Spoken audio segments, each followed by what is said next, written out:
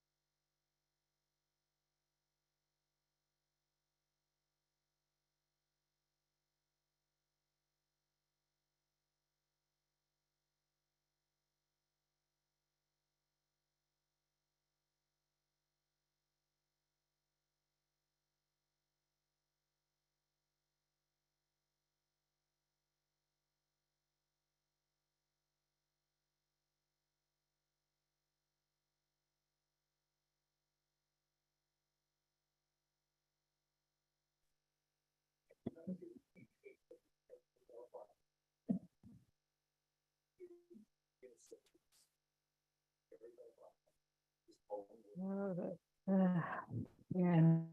All right, so I guess.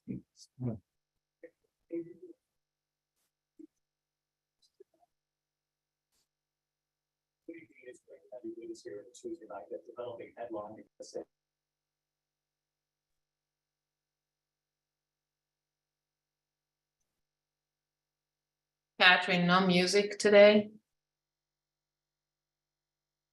Oh, see, I was gonna put it, but because Simari's screen sharing, I can't share, but I have the playlist. So for next month's general meeting, you'll hopefully walk into the vibes. Okay. Let's say Luisa.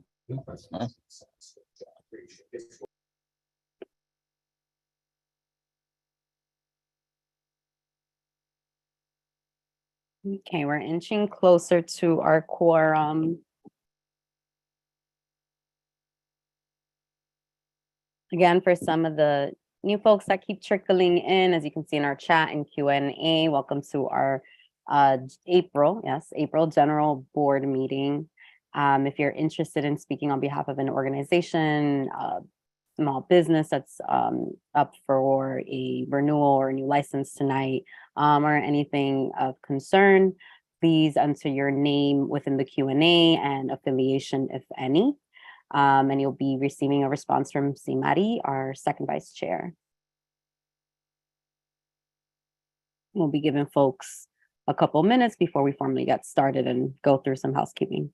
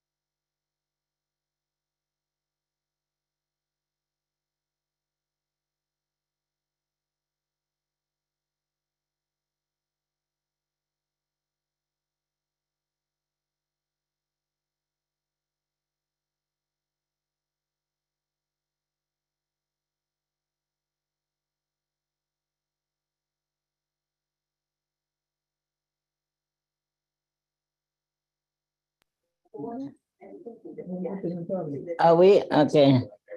So, Hi, Maria. hi, Good evening. everybody. Yeah, I don't know. I have something here. Can you hear me okay? Maria?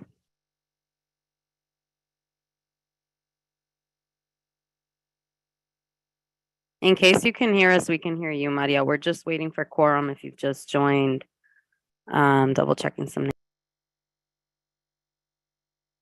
I'm hungry. I am hungry. Maria got you on Uber Eats. No, hopefully our agenda is not very lengthy this evening. So maybe we'll hit record time. Maybe we will make it just, I'm not gonna promise record time, but maybe we'll make it just similar to last month. Quorum, I think tonight, Jumi, is 24 actually, since we have some excused absences.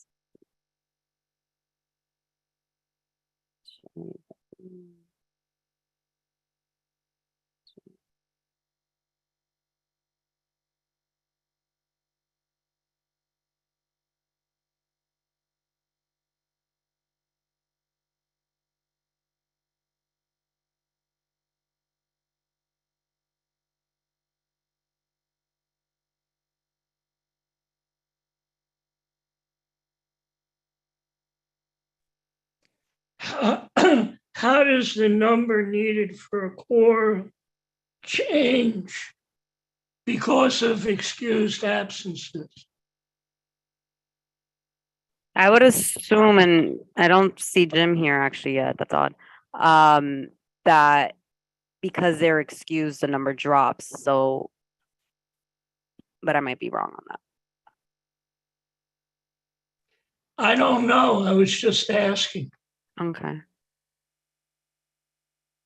All right, we'll give folks 2 more minutes, and if anything, we'll get started with just some housekeeping, and the, Catherine, I don't know if that assumption is correct, so until maybe Jim or Liz get on, I think we should work with the assumption that the quorum, the number required to meet quorum stays the same. It's just that the people who are excused are, their absence does not count against them with respect to required attendance. okay, thanks for that, Wayne. I think what we'll do, we'll give folks 2 more minutes, it's 6:38. And we'll, start with the housekeeping, and wait obviously until we have quorum to call the meeting formally to order.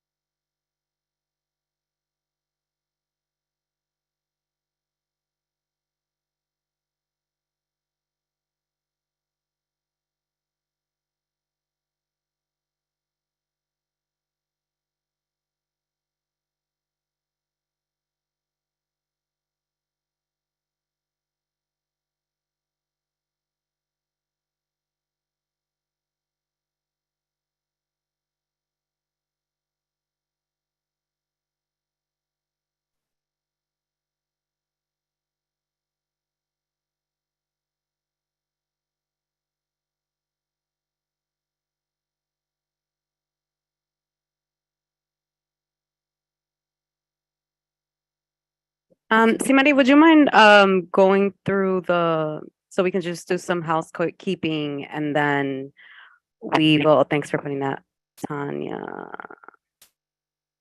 Okay, cool. Thanks, Tanya. And as we'll do some housekeeping while we wait. And Jimmy, feel free to unmute and interrupt as soon as we reach quorum.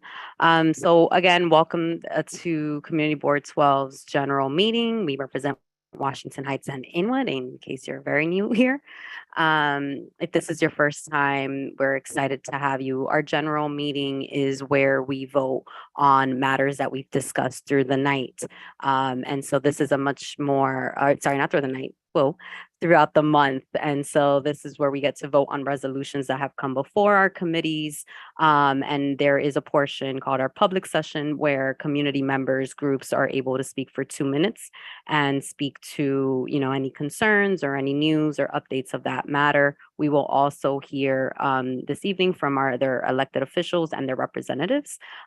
But just as and if you could go back, sorry, Simari, if for folks to be aware, during our public session, we are able to hear and unless there's a moment of clarification, I know sometimes we've received folks who have questions. It's not a space where we're able to have more discussion. This general meeting does tend to be a little bit more limited in that way. However, we do encourage everyone to go onto our website and see our committee meetings where if you're definitely passionate about traffic, as I see in the chat, or around education, you will find the schedule and be able to participate in more meaningful discussion. Again, speaking time is 2 minutes.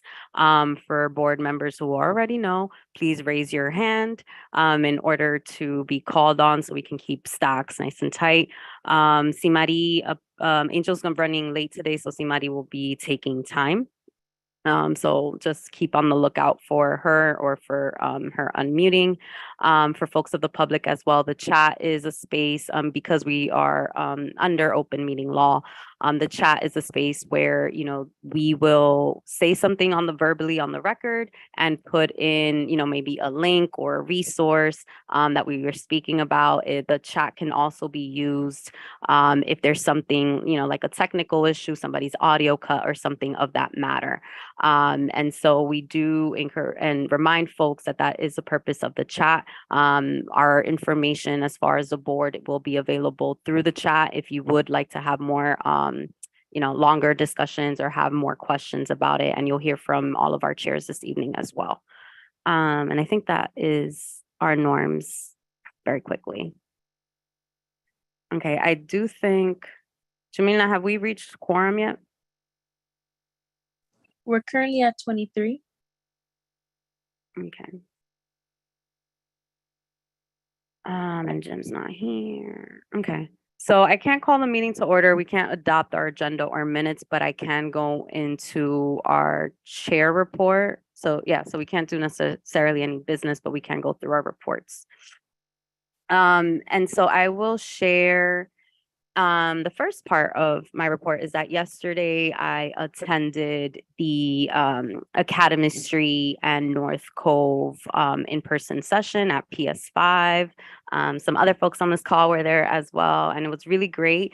I do have, and we will have the office send out this week. Friday is this is the last week to submit any public comments or any ideas or concerns that you have. This is a huge project. If you didn't get to participate in this one, I do believe there might be another one that will take place. And then before the summer break, they will be returning to the board for an update. So definitely stay aware of all of our information. Thank you, Stephanie, for that. Yes, sorry about that. Again, my name is Catherine Diaz. I'm the chair of Community Board 12. I do see lots of folks in attendance from our community. If it's your first time, welcome. We're super excited and we hope it's not your last time. The general meeting, as I shared earlier, is a little bit more limited in terms of our participation and the matters that we discuss. Our committees meetings, which you will hear from all of our chairs this evening, they'll talk to you about what they discussed this month and what's coming next month. So if any of that sparks your interest, please stay on with us throughout the night. The second part to my report is one, thanks to all of our board members who gave feedback in terms of hybrid meeting. For those who are new, for those who haven't been here for a while, we've been on Zoom exclusively on Zoom for the last 3 years since February 2020. Sorry, March 2020. And so based on feedback, based on questions that folks have had, our general May meeting, which is May 23rd, as you can see on the screen, will be hybrid, meaning folks from the public are able to attend either online or in person. What that means for board members, of course, as we've heard often, we need to have a majority of quorum in person. So board members, please, stay aware of your phones, any voicemails, text messages, emails that will be coming around. If you already know that you are unable to attend in person, we do ask that you email the office and CC our secretaries. Those reminders will be communicated this week, more, condensed online. And so that wraps up my short and sweet report this month. Are there any questions from board members? Yeah, I see a hand, one hand, sorry. Go ahead, Tanya. Oh, sorry about the delay. I had a question just about safety. So what have you all decided about, were people going to be wearing masks or required to, what's the process there? Just curious about that. Yeah, there's still a lot of planning to be done. We did want to lock down and let folks aware because obviously most folks wanted, at least a month. As far as masks go, since I want to say maybe the last year and change, the guidance from MBPO and the city, we can't require folks to wear masks. We can only encourage it. And so based on the survey that was given, of course, being able to have those considerations of, spacing and food and the materials. So we're still working through some of the feedback, but we can't require folks to wear masks for sure. Thank you. Wayne. Yeah, I was just going to say the same thing.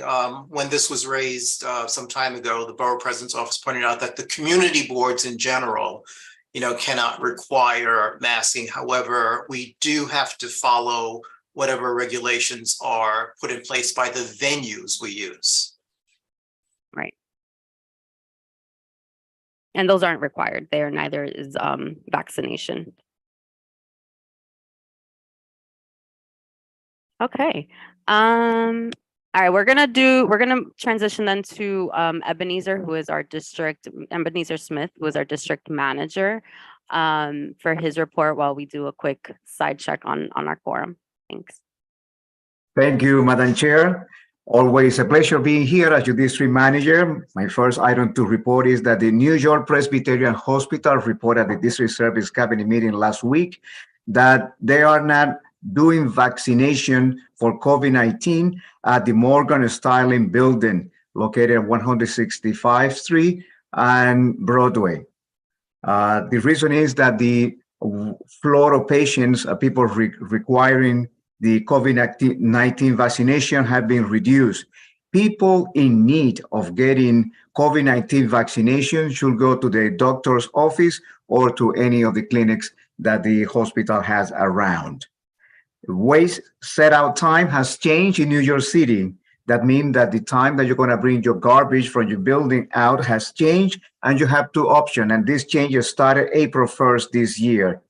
And you have two options. The option one is that you can bring your garbage out after 6 p.m. in a container of 55 gallons or less with a secure lid. The other option is after 8 p.m. is you are putting bags directly to the curbs. The purpose of this change is to reduce the time the trash are setting on the sidewalks and reduce the rust, the rodent conditions in the district. I met with the leaders of the group West 181st Street Beautification Project to inspect the Pinehurst Step Street last week. And, they showed me what is their concerns. They're doing a good job keeping the Step Street clean.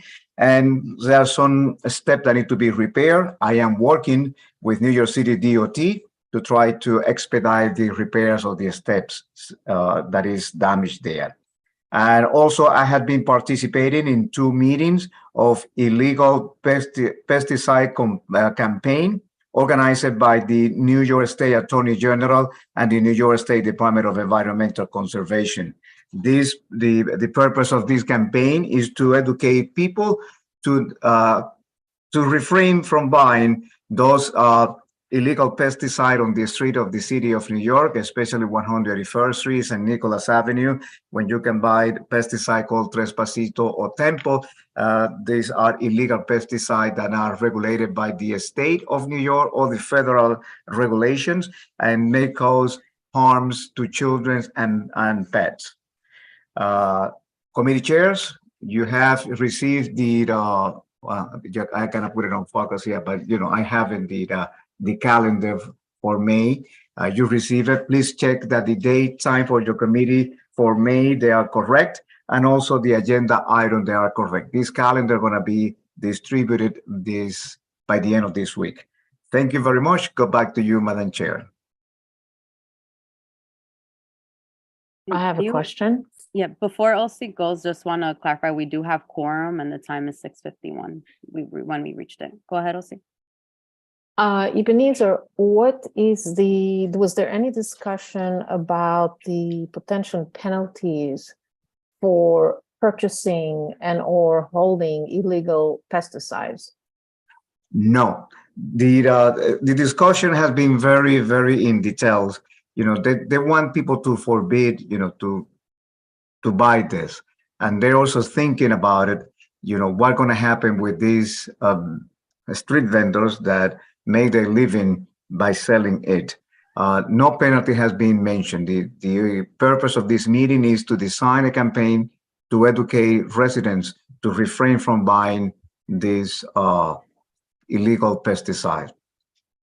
But if you want in the next meeting, I can find out if there is any penalty regarding that. But that in the 2 meetings that I participated, no discussion about penalties. I see another question from Leo Jimenez. Leo? Thank you. Thank you, Ebenezer, for your report. I have a question regarding the sanitation collection. Sure, property managers and landlords are going to share the information with the supers. Is there anything the community board does to circulate this information as well, just so that everybody in the community can be on the same page? Yes, we send the information out at the beginning and we can send it again to remind people.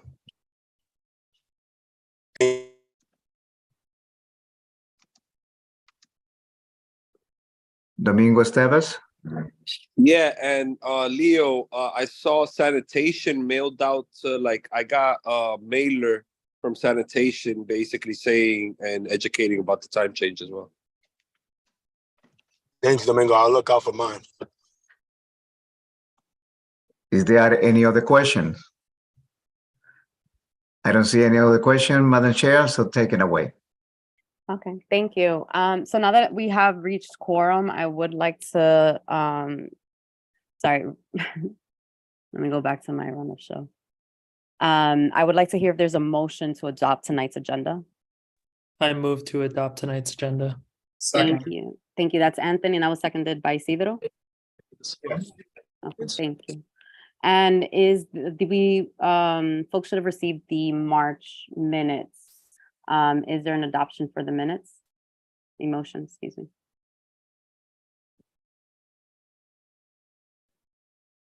I move to adopt the minutes for March. Thank you, Anthony. Second, Isidro. All right. Now we can go. All right, now we got business going on. Next up, we're going to hear from our elected officials. I know folks are still signing up for our public session. Please give Simari a chance to respond. We'll be closing public session in the next 5 minutes, so she'll be responding to you soon. And let me see who's here. I do see a couple names tonight.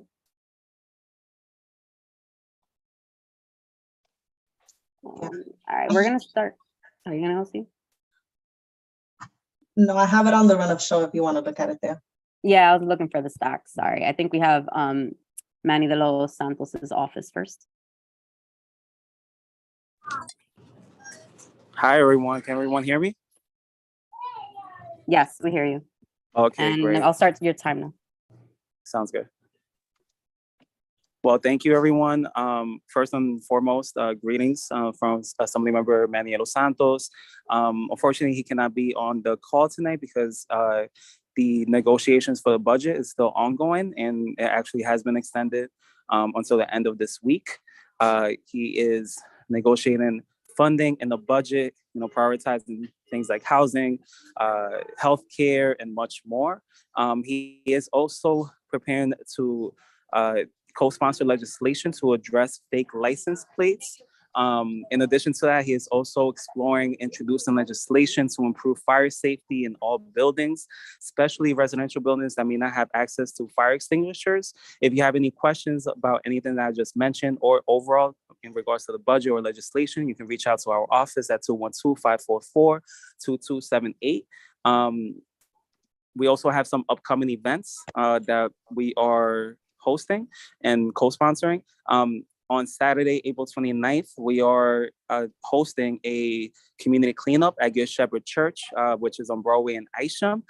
We will be doing a cleanup of the 9/11 garden. If you have any questions or if you would like to join, we have also sent this information to the community board, so keep an eye out for the email blast. On that same day, on April 29th, we are also joining Congressman Espaillat, Carmen de la Rosa, and other organizations for doing the cleanup at St. Jude Church from 2 p.m. to 4 p.m. Also, keep an eye out for the flyer. Our office is also hosting a job fair in partnership with Catholic Charities at Alianza Dominicana on May 6th from 10 a.m. to 2:30 p.m. This is taking place at Alianza Dominicana, which is on St. Nicholas and West 166th. On May 7th at 10:30 a.m., we are also co-sponsoring the first mental health awareness walk of Washington Heights. Please keep an eye out for the flyer as well. And as always, our district office provides resources to our constituents. We are bringing NILAC, which is the New York Legal Assistance Group, to provide free of cost access to legal services on May 8th. This is by appointment only. If you would like to make an appointment, you can call our district office to schedule an appointment. And as always, please feel free to reach out to our office if you have any questions. And thank you all so much. All right, right on time. Thank you. You have a hand from Domingo, and please, if you haven't put your email or any of the information you shared in the chat. I will do it. Hey, Christopher, what's up, man? I'm gonna be asking everybody, all the electeds, this question in regards to Easy Pass. I believe an assembly member went viral on a statement around Easy Pass and the impact that that's having on communities. I was just wondering, is Manny, Assembly Member Manny de los Santos, engaging in this conversation? Let me actually, I'm gonna put my information in the chat. Please reach out to our office. Send me an email or call me, and I can, find out more if he's, co-sponsoring the legislation, or if he's been actively, fighting to get that bill passed or to address that issue in any way. And thank you for bringing it up. Yeah, a bill was passed, but just Governor Hochul vetoed it. Okay, so I can get more information on that. Okay, you have one more before you go from Daniel. Hey, quick. When is that mental health walk again? Oh, so the mental health walk is on May 7th. May 7th at 10:30 a.m. And we are actually going to be starting at Councilwoman Carmen de la Rosa's office. This is in partnership with Long Live Our Butterfly, Yeshiva University, Drip Sweat, the office of Councilwoman de la Rosa, and ourselves, our office. Once again, it's on May 7th, which is a Sunday at 10:30 a.m. And it's on 127 in Wadsworth, which is where we will be kicking off in the morning at 10:30 a.m. Cool, thank you. All right, thank you. All right, thank you. We're gonna go on next to Oliver Betances from Councilmember Sean Abreu's office. Yes, thank you. Thank you, Catherine, and good afternoon, all. I'll get started right away. And so the most recent update, this past weekend, we had a Earth Day cleanup event, not only with the Congressman Espaillat, but also volunteers of the community. as well as Broadway Mall, Community League of the Heights, and of course NYC Parks. Tomorrow morning, Sean Abreu will be returning to the elementary school which he attended, PS4. And so Sean will meet with students, Principal Adam Stevens, and he'll also be presenting the school with a check for $700,000 for library renovations and after-school programming with the Community League of the Heights. And so we look forward to this investment paying dividends over time, not only for our kids' education, but also for the love of learning. Next up will be the topic of, on right to counsel. This budget season, Councilman Abreu is leading the fight to fully fund legal aid services and revive the right to counsel program to ensure all tenants facing eviction have access to an attorney in housing court. Our District 7 in Manhattan, has the highest rates of eviction in the entire city, and tenants have repeatedly expressed to our office that they are not able to obtain legal representation in housing court because legal aid services and housing attorneys simply cannot take on any more cases. They're just stretched too thin. And so CM Abreu is working closely with Mayor and Borough President Mark Levine to get a responsible level of funding for right to counsel in this budget. Next up will be the Cannabis Forum. Sean participated in the first ever Community Cannabis Forum at Columbia University last week, where he spoke with Dr. Rachel Knox, a cannabis and health equity specialist, on destigmatizing, it's a long word to say, cannabis and leveraging the plant for health, healing, and economic power in our backyard. And lastly, this Thursday, Sean will be introducing a bill to remove the discrepancy between city FEPS payments. It's become an issue in housing discrimination, and so this bill would introduce a new form of paying these payments electronically directly to landlords and private property managers to rectify this issue. And so we look forward to this bill being passed on Thursday. I'll drop my email on the chat if anybody has any questions, and we look forward to collaboration with the board. Thank you. All right, thank you, Oliver. Don't see any hands for you, but like I said, Oliver's information will be in the chat if anyone would like to connect with Councilmember Sean Abreu's office. All right, next up, we have Lori Tobias Cohen from Congressmember Adriano Espaillat's office.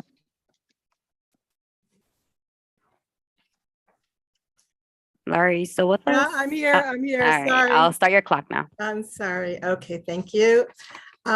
Start video. Okay. April's been an incredibly busy month, and I just want to review some of the valuable things that the congressman has been involved in. He organized a meeting with representatives from NYCHA to hear the concerns of tenants and their residents from all of the buildings in the district, of which there are many, more than any other congressional district in the country. On the 12th, Congressman Espaillat joined the Metropolitan Pride Health Center to celebrate the opening of the Pride Center, ensuing LGBTQ plus New Yorkers have to make sure that these folks ensure that they have access to the healthcare that they need. On the 17th, the congressman testified at the Republican-led House Judiciary hearing to address gun and violence and crime in Manhattan. During his remarks, Representative Espaillat defended efforts across New York City to keep our communities safe. Some of you may have attended the first spring community town hall, which took place in Inwood on April 13th. And going forward from there, we're happy to share that the congressman also on the same day hosted EPA Administrator Michael Regan in the district as part of the Biden-Harris administration's Investing in America tour to announce a historic investment in We Act for environmental justice to advance environmental justice across New York City. The congressman on the 24th joined Dominican Republic President Luis Abinader, to discuss the advancement of healthcare in the region. And we also want to share that coming up On Saturday, May 6th, we will be having coffee with your congressman. Please reach out to us to find out the location and the time, and we would be thrilled to have you. The office number is 212-497-5959. For any of you involved in our high schools and even junior high schools, we are currently working on developing contributions for the Congressional Art Competition for our district students. The deadline has been extended to this Friday, the 28th. Artwork and student release forms must be emailed. The email is art.nyc13@mail.house.gov. If you know of any budding artists that would like to participate, please send them our way. And I also want to announce. Sorry, Laurie, that's your One time. more If you want to thing, wrap up. please, one more thing. On June 10th, details to follow, we will be having our first live in so long job fair in Inwood. And again, please reach out and we'll be thrilled to give you the information. Thank you. Thank you. That was a ton of information in very little time, I know. I don't see any hands for Lori, but again, all of our electeds and their reps have their information in the chat if you would like to learn more about their events or any questions that you have for their offices. Next up, we have Jocelyn Minaya from District Attorney Bragg's office. Hello, good evening, everyone. I bring you greetings as well from the Honorable Alvin Bragg, your DA. It's so good to see so many of you, Madam Chair. So nice to see you always. So I have a few announcements on a couple of indictments that would be of interest for Community Board 12. The first one would be, if you recall, there was a crash in Inwood at the restaurant on Broadway and 204th Street. So the DA recently announced the indictment of a person for that car crash that injured approximately 20 people. Of those 20 people, sadly, there was an 11-year-old girl who recently had to have her leg amputated as a result of the injuries sustained during this crash. So the defendant, who was from New Jersey, was arrested, and he's being charged with assault, leaving the scene of an incident, and aggravated unlicensed operation, amongst other charges as well. And then we also recall there was a crash outside of the Ortiz Funeral Home not too long ago as well. And the DA announced also the indictment of that person for that crash that injured 5 pedestrians. This woman was actually driving a stolen car. So we were thankful, that once she came back to the scene after leaving, but also that she was apprehended for that. And at that juncture, 5 pedestrians, including 2 children, were injured. So she has been indicted and is being prosecuted for that crime.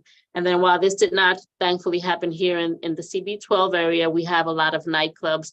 So I know that the community was aware of several fatal overdoses that occurred downtown. So there was quite a few people arrested for that. We thankfully did not see that pattern come up here, but I was very happy at the arrests that were made, 5 so far. We believe it's a ring. And then finally, April is Sexual Assault Awareness Month. So I hope that you all are able to participate in one way or another in any type of sexual assault awareness activities. Tomorrow is Denim Day. For those of you that can wear jeans to work or about your daily lives, please do so in honor of sexual violence victims or survivors, and also just to raise awareness on what it is. And I encourage you all to look up what Denim Day actually is, because it's a short time frame. I'm not able to share exactly what it is, but it's a very interesting story out of Italy, and that's where Denim Day comes from.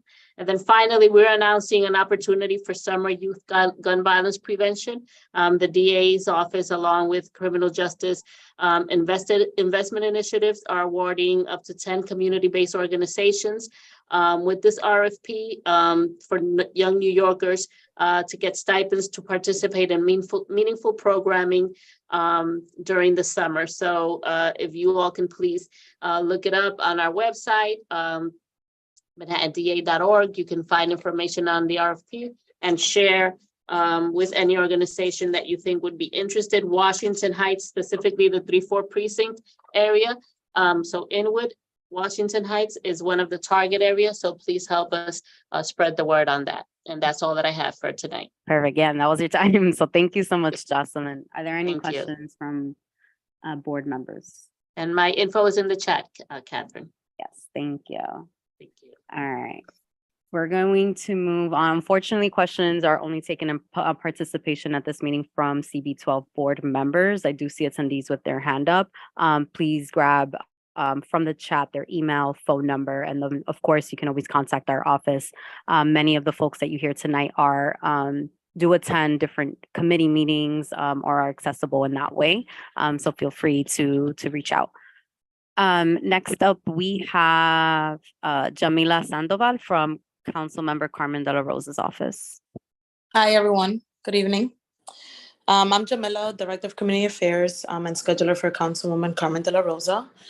To start with City Hall updates, the council member put in a resolution 131 calling on Wendy's to join the Fair Food program and support farm workers' human rights. And she's also part of Intro 898 that requires the DEP to translate the city's air complaint portal into languages other than English. And also the Reso 547, which calls on the on the SCA and DDC to reconsider the decision to substitute PCPs in place of traditional handset, brick, and block walls in public projects in NYC. In terms of the district, we had a lot of things happening this month. We partnered with the mayor's Department of Citywide Administrative Services and had a hiring hall that was really successful at the middle school M366. PB is officially closed and finalized. Approximately 1 million was allocated to computer lab expansions, bathroom accessibility in schools, improvements to the J Hood Right Dog Run, and improvements to schools at IS 52, PS 128, Castle Bridge, and more. Last Friday, we also hosted a climate action press conference calling on the mayor to enforce local law 97. We officially, on Saturday, we street code named Eisner Street and Cooper Street after James F. Nolan Way. He was a beloved coach and volunteer in our community for many years. We also a walkthrough with council member Sylvina Brooks Powers. She's the chair of the transportation committee, and we know that there is a lot of congested traffic areas in our community. So we were able to walk her through main parts of like 181st, Sherman Avenue and Dyckman, between Dyckman 207 and like the area on Yeshiva University. Also, the DOT's deadline for the request for proposals applications for the West 191 tunnel project was on April 14th.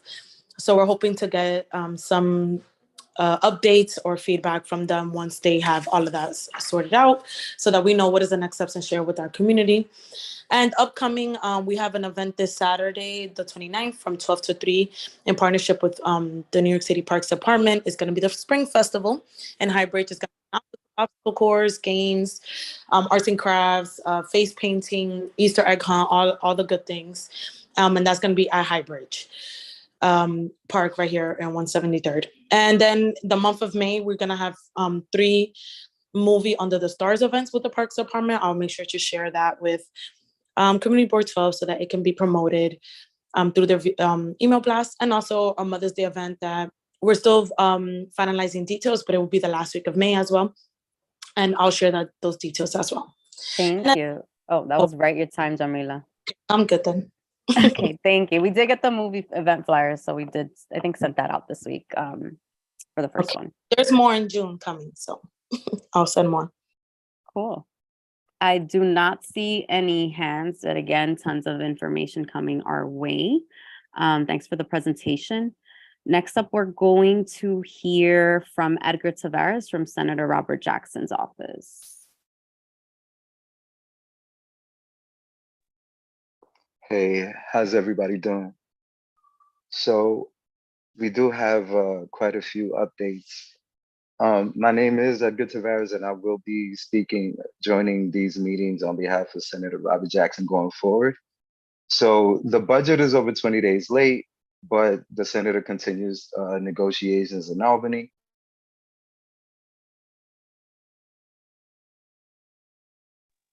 Last week there was in Albany with the ongoing Con Edison rate case. Senator Jackson, who has been active in an active party into the case, and he strongly opposes the joint proposal that has been put forward. Our office will continue to advocate in the best interest of ratepayers and our ratepayers and our constituents.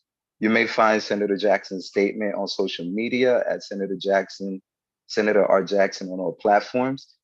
Our office is also partnering with Met Council on Housing and CUNY in the Heights to host a tenants' rights clinic series starting tonight. The next clinic is at CUNY in the Heights at 5030 Broadway, Tuesday, May 9th.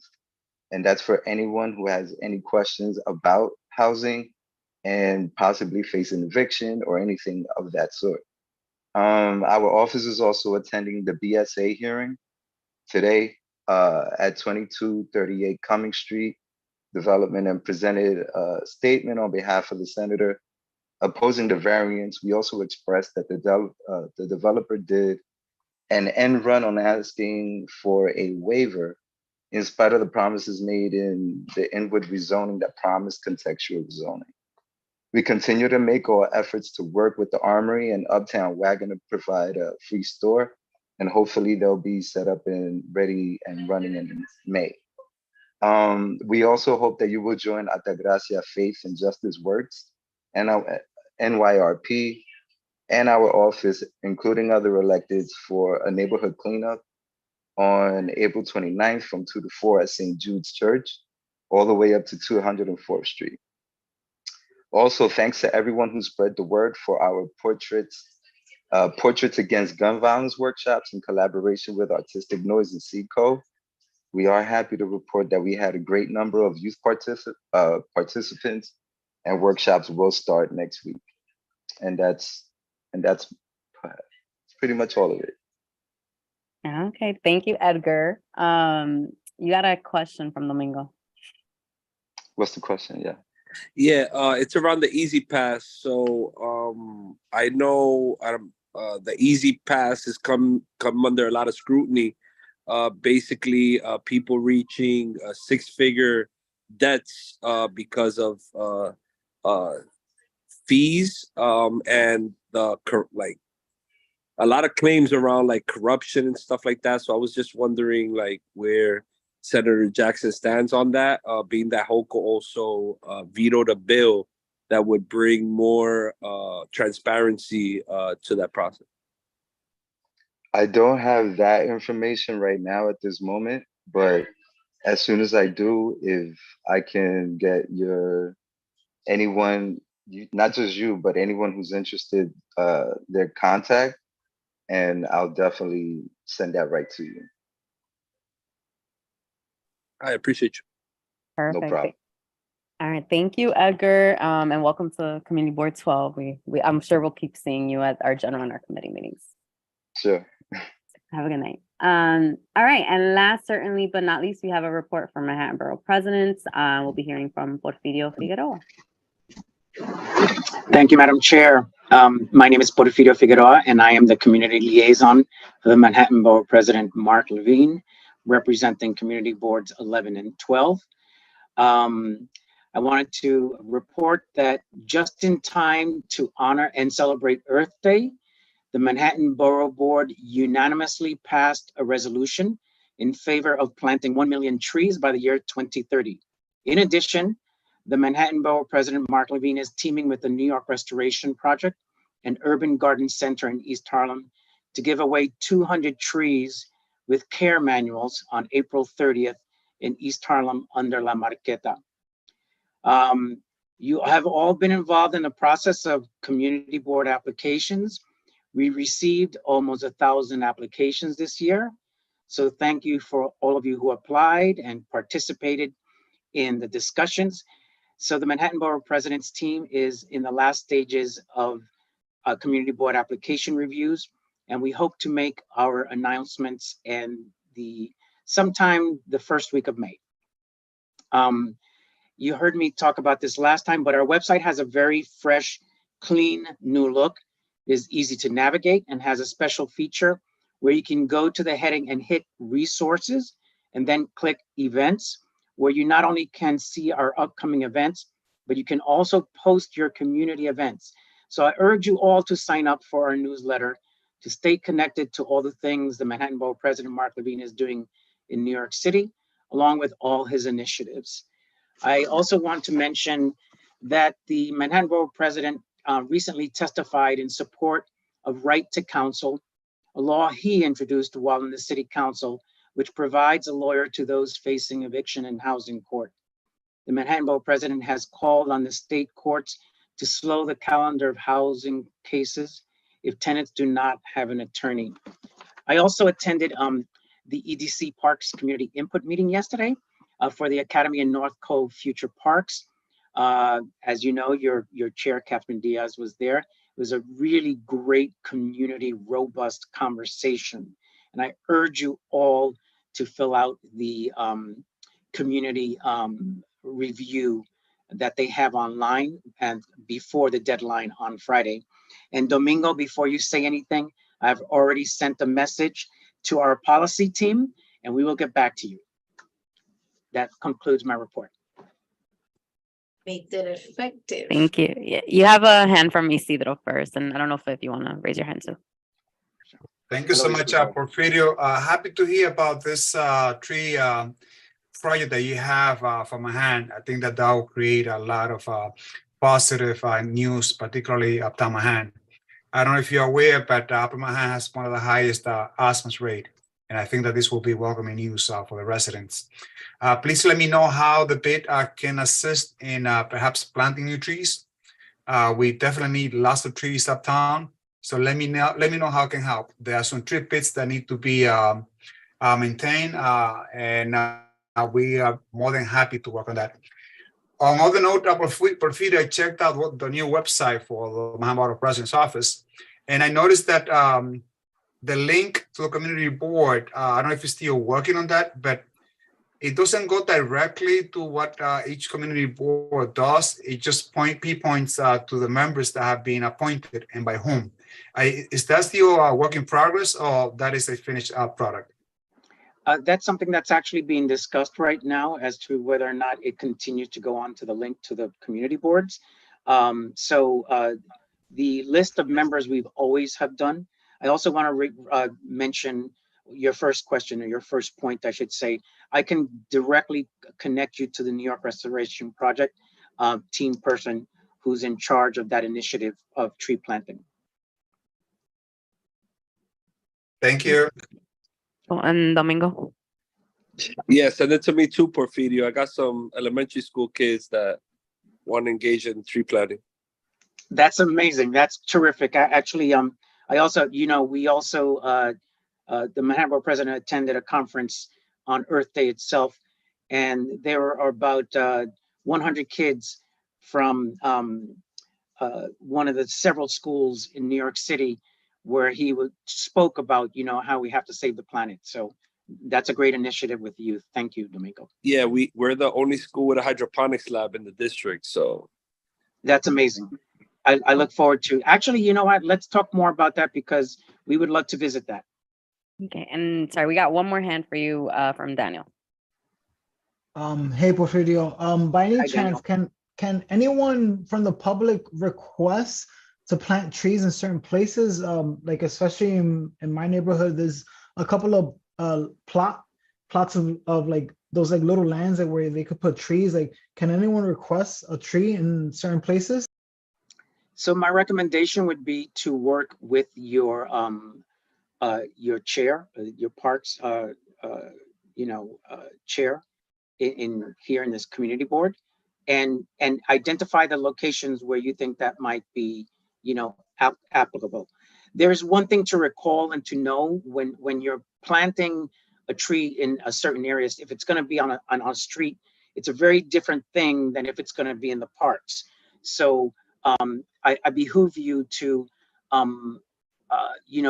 make sure that you keep that connection through the Parks and Culture Committee, so that you know, or where you recommend is someplace that where it would be, the tree can grow and actually be maintained. Okay, cool. Thank you. Sure. Awesome. Thank you so much, Porfirio. And that concludes our reports from electeds. For folks who are new here, every month you can see a rep or our own electeds and hear from them as well. So we're going to start the public session where many folks are interested. So this is the portion of our meeting every single month where members of the public and in the community are able to sign up by 7 p.m.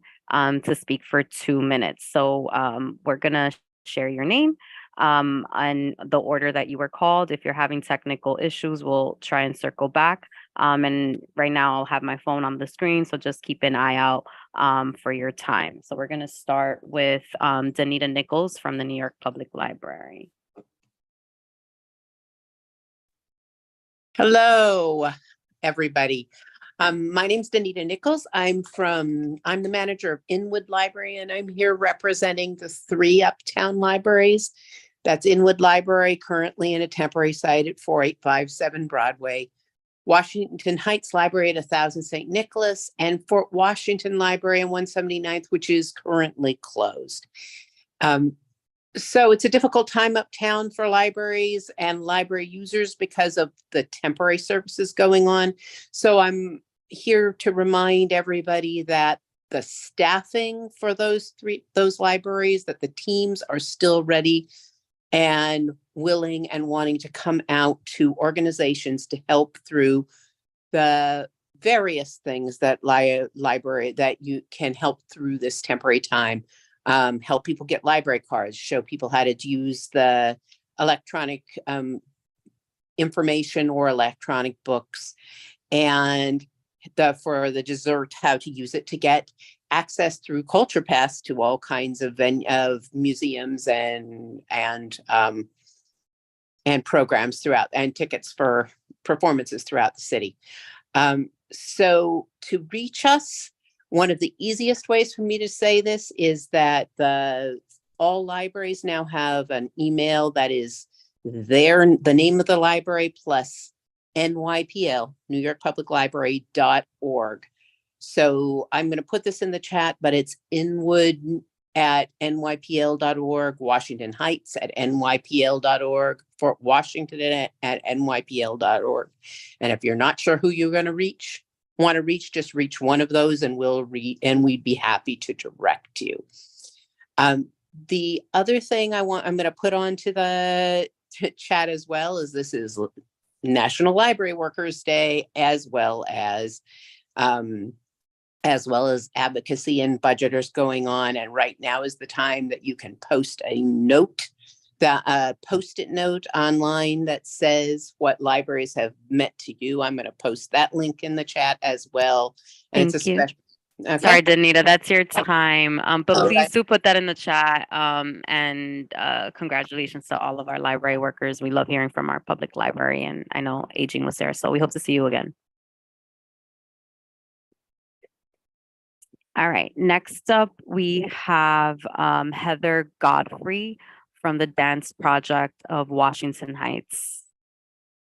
Hi, yes, I'm Heather White Godfrey, and I'm the founder and executive director of Dance Project of Washington Heights. I'm here to basically introduce anyone who doesn't know about us to who we are and give an update to those of you who do. If you are not aware, we have a studio on Fort Washington between 175 and 176. We provide pay what you can dance classes with the mission to remove barriers to dance education and build community through dance. We serve about 300 kids age 0 to 17, and we also have various adult classes that have been in rotation. We have a yoga class on Monday nights, and we have a Latin rhythms class on Thursday nights. Anyone can participate in any of our programming.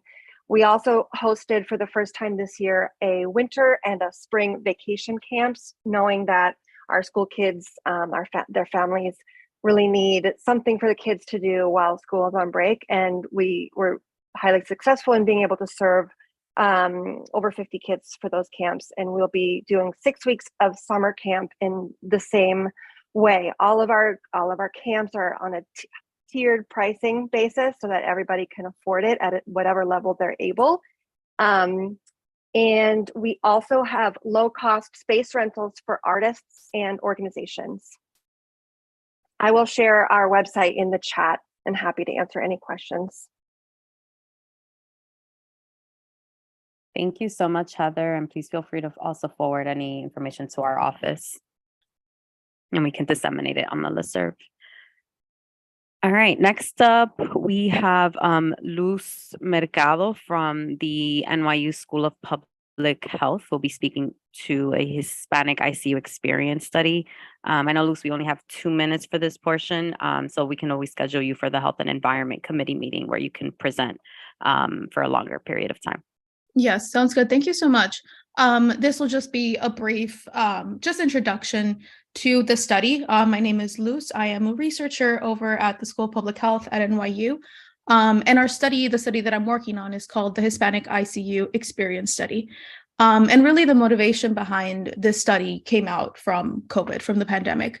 Given, I feel like, it's not a surprise to a lot of us that Black and Hispanic individuals were disproportionately affected during the pandemic.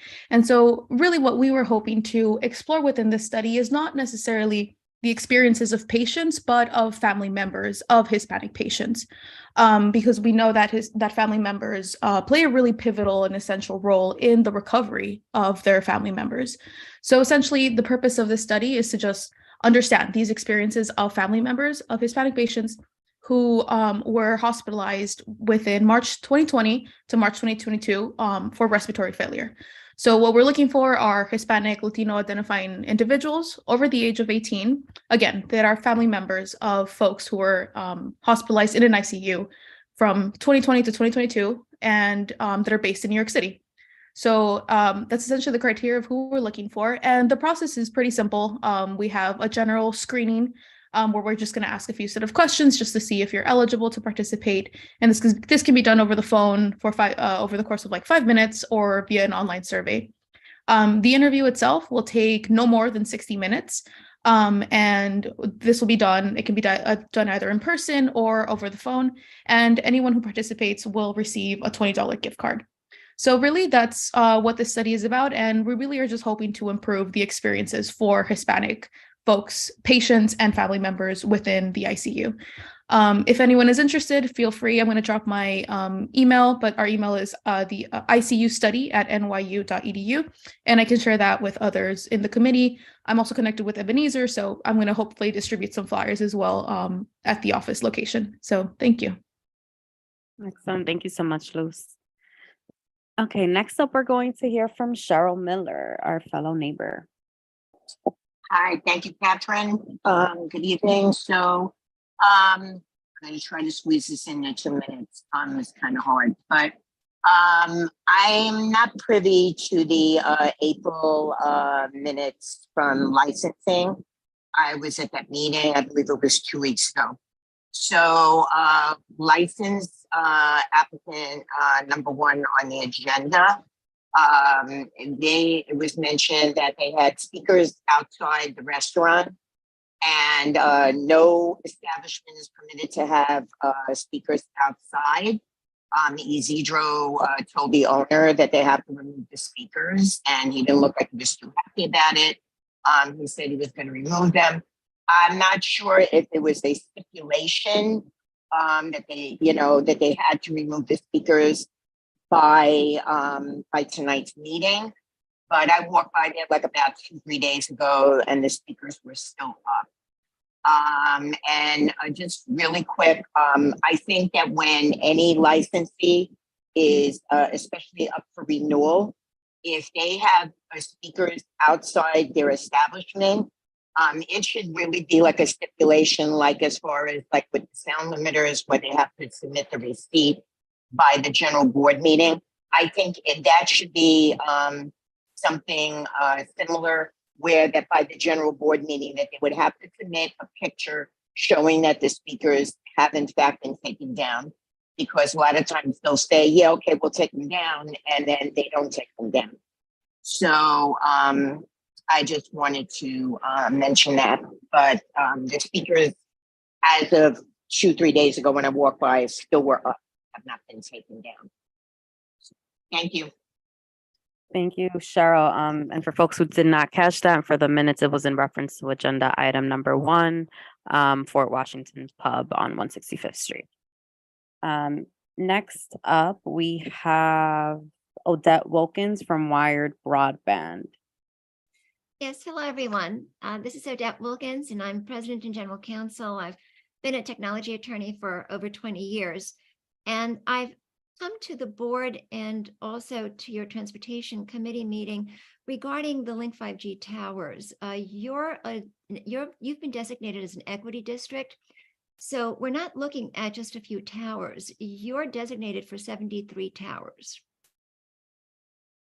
So either you indicate your disapproval or put out a resolution for a moratorium, or you're probably going to be getting 73 towers. Now, the FCC, but there's an interesting twist of events. The FCC issued a letter to City Bridge because they were in violation of 2 federal laws, and they should not have started construction prior to doing environmental review and historical preservation review under these laws.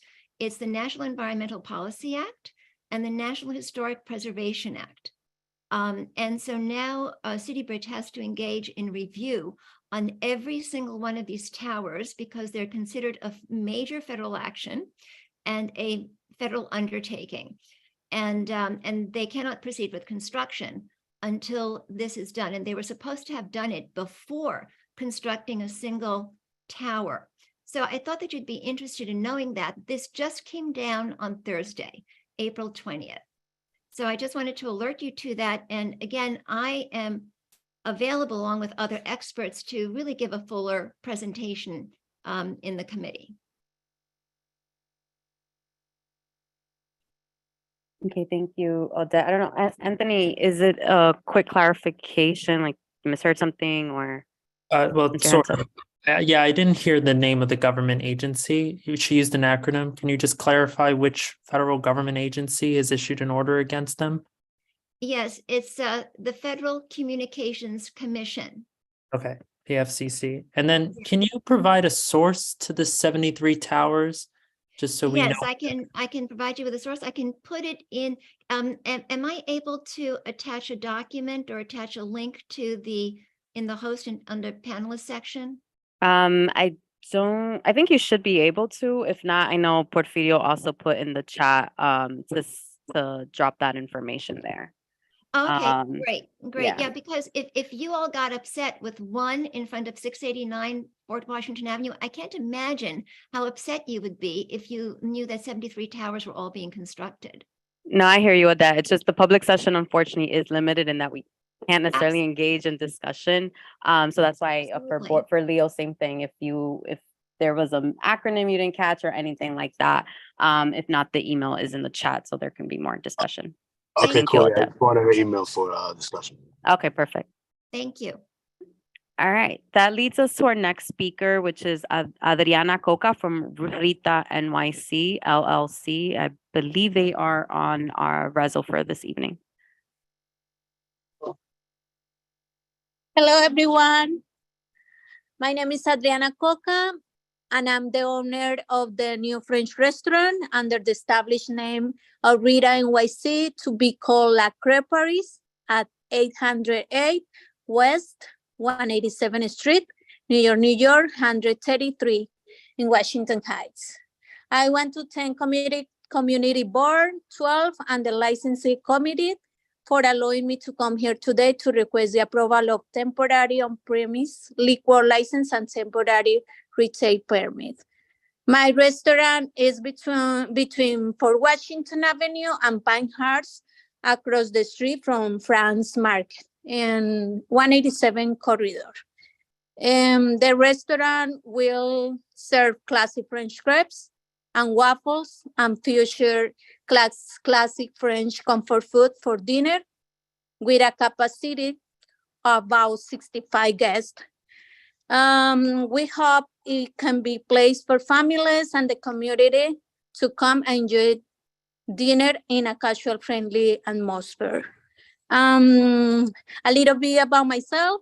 I'm Colombian-born immigrant that has lived and worked in New York City in hospitality for about 10 years. And I have lived in Washington Heights for the last 5 years. My family have several businesses in Colombia related to restaurant, tourings, and coffee interest.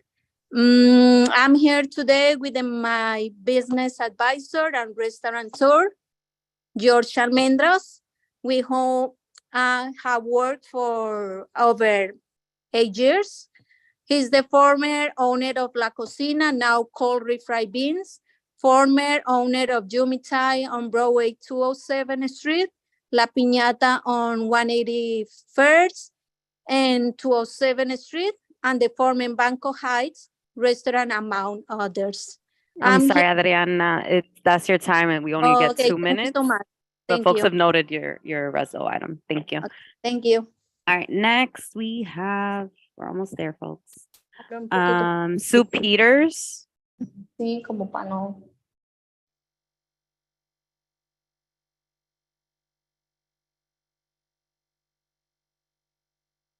Sue Peters, you can go ahead. I'll start your time.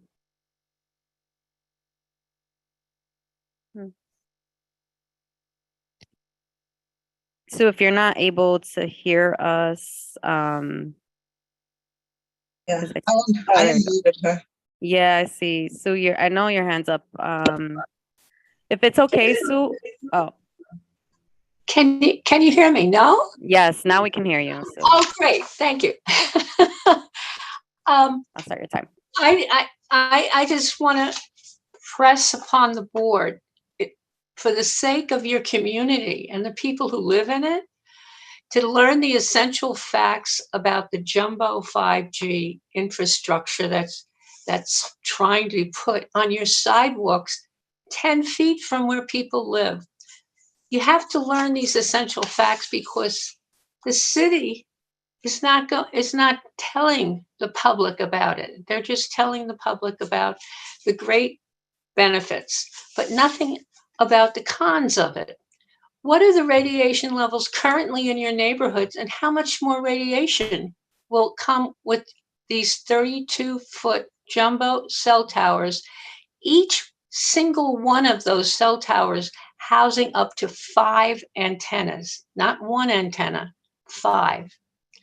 Why are the FCC guidelines over 25 years old when the public's use of wireless has exponentially increased since 1996? And then why has this captured agency, the FCC, refused to reply to a federal court and explain why the FCC ignored 11,000 pages of science papers showing health effects and damage from radiation below the FCC guidelines, and therefore, according to the FCC, is supposed to be safe? The FCC ignored the court and has not replied to the court. Please do your due diligence.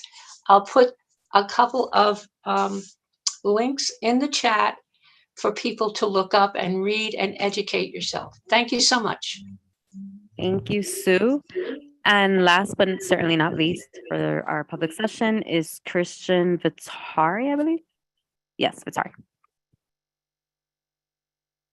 Good evening. Thank you for the opportunity in presenting concern as a resident of Washington Heights, a long-term resident, that is. So I just wanted to bring to everyone's attention the weekly event that takes place at the plaza here on 175th Street between Wadsworth and Broadway, which neighbors the United Palace, which many of us know as a historical landmark, holding many great events, concerts, free movie events, and other events that are of interest to the community. So the plaza holds a weekly event, which to my knowledge is a permit which begins at 8:30 a.m. and ends at 8:30 p.m. And it is weekly. And I believe a music festival that takes place in such a location, which is very centralized, I think it's a little overbearing to have a Sunday, which we recognize traditionally as a day of rest, and also to end at 8:30. I think it's a very unreasonable time considering it's a work night, rather a night before work, preparing for school for kids. And I am also a parent of an autistic child who has a very difficult time coping with this. I don't have any interest in eliminating this event. I think it's one of the greatest things for this community and also for the elderly, because it's mostly an older crowd that does attend the event. So I'm just looking to see how we can narrow this down, because I think it's just too long. It goes on too long in the day, and I think it lasts too long throughout the seasons. It starts in April and it has ended mid to end of October. So I'm not sure if that's something that everyone is aware of. So I just wanted to bring that to everyone's attention, to the board. All right, perfect. That was also my timer. Thank you, Christian. Like I shared, same thing for any other community member who has a similar concern. You heard from our electeds tonight. Their emails are in the chat, and also our office email will be in the chat shortly, so you can reach out around the event that does take place, and who you can contact and advocate for that. All right, thank you. So that concludes our public session. We are going to move forward to our committee resolutions. The first actually, we're gonna have the same speaker speak to two resos. So he's gonna get, I think it's 10 minutes. I gotta double check. You don't obviously have to use all your time, Wayne, but go ahead, Wayne. Thank you, Catherine, and 10 minutes is way too long. I'm going to address two resolutions, the first being an executive committee resolution, and that's resolution A, and the second is the land use committee resolution, which is resolution B.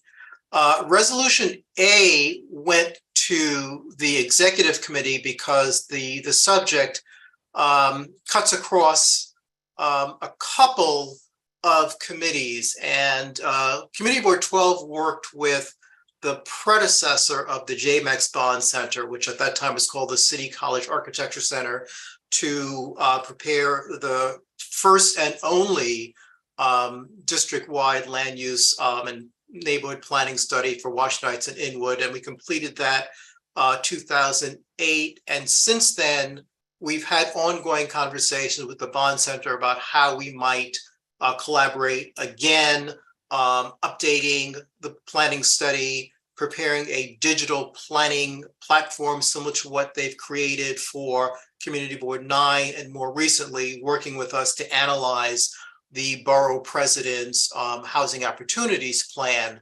And so in furtherance of working with us, the Bond Center and staff from the Colin Powell Center at City College and the Sociology Department are pursuing a HUD grant.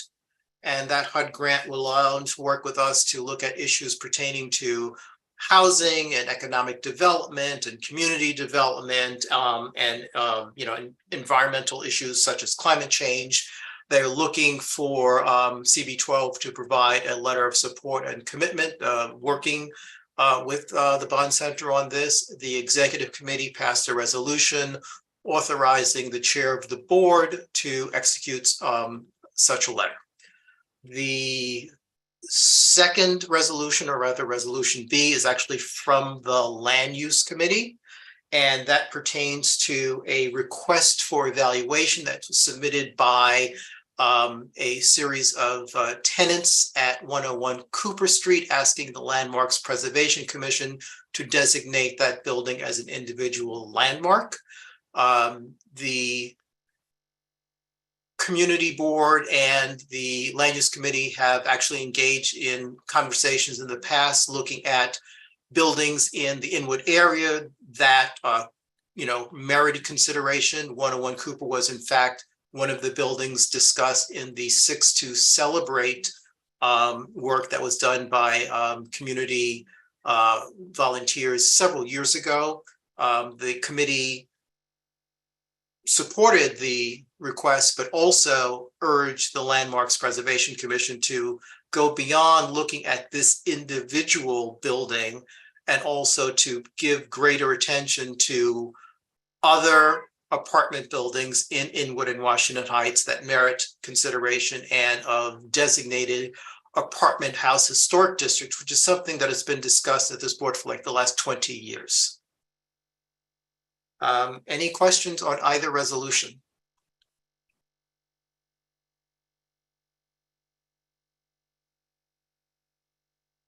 Seeing no hands, I will just say regarding land use, first of all, I want to thank Anthony Viola for drafting the land use committee minutes, and I also want to thank the committee members who helped to review and edit them.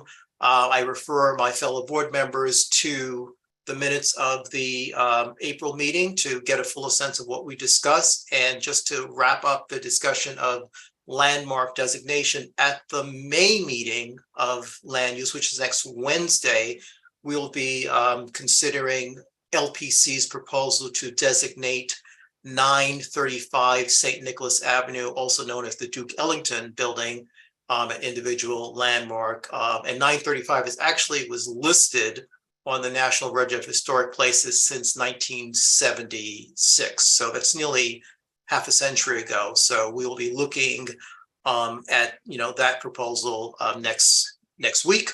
Those of you who are interested in historic preservation designation, please join us. Thank you so much, Wayne. You're welcome. All right. So next up, we'll go to Isidro Medina for our licensing committee. Thank you so much, Madam Chair. And again, just like Wayne indicated, I would like to give my shout out to Anthony Viola for stepping up and writing the draft minute for licensing, and also for taking charge of, in absence of the Vice Chair, Angel, that was out. And Anthony, thank you for taking also the roll call. Thank you for your leadership in licensing. Madam Chair, so we had a very harmonious meeting last time that we met. Practically everything's on the minutes, and there were some objections because the representatives were not there or didn't show up. And then there were a couple of agenda items that were withdrawn, and obviously we're not voting on those. One particular action item that is going to be reversed, meaning that we're going to be voting against the resolution, even though it was passed at the committee level. And that'll be agenda item number 12. They were requested to submit proof of a sound limiter by last Friday, and they did not do that. So agenda item number 12 is going to be an objection because they did not submit the proper documentation as required by the committee. Other than that, Madam Chair, there was nothing outrageous out of licensing. It was very cohesive and everyone was on point, asking key questions. As far as the comment made by one of our residents, we did request that particular, that was installed on the outside, the speaker, to be removed. I don't have any proof if they were removed or not, but you heard the comment by our resident. So you should take that into consideration when you're voting.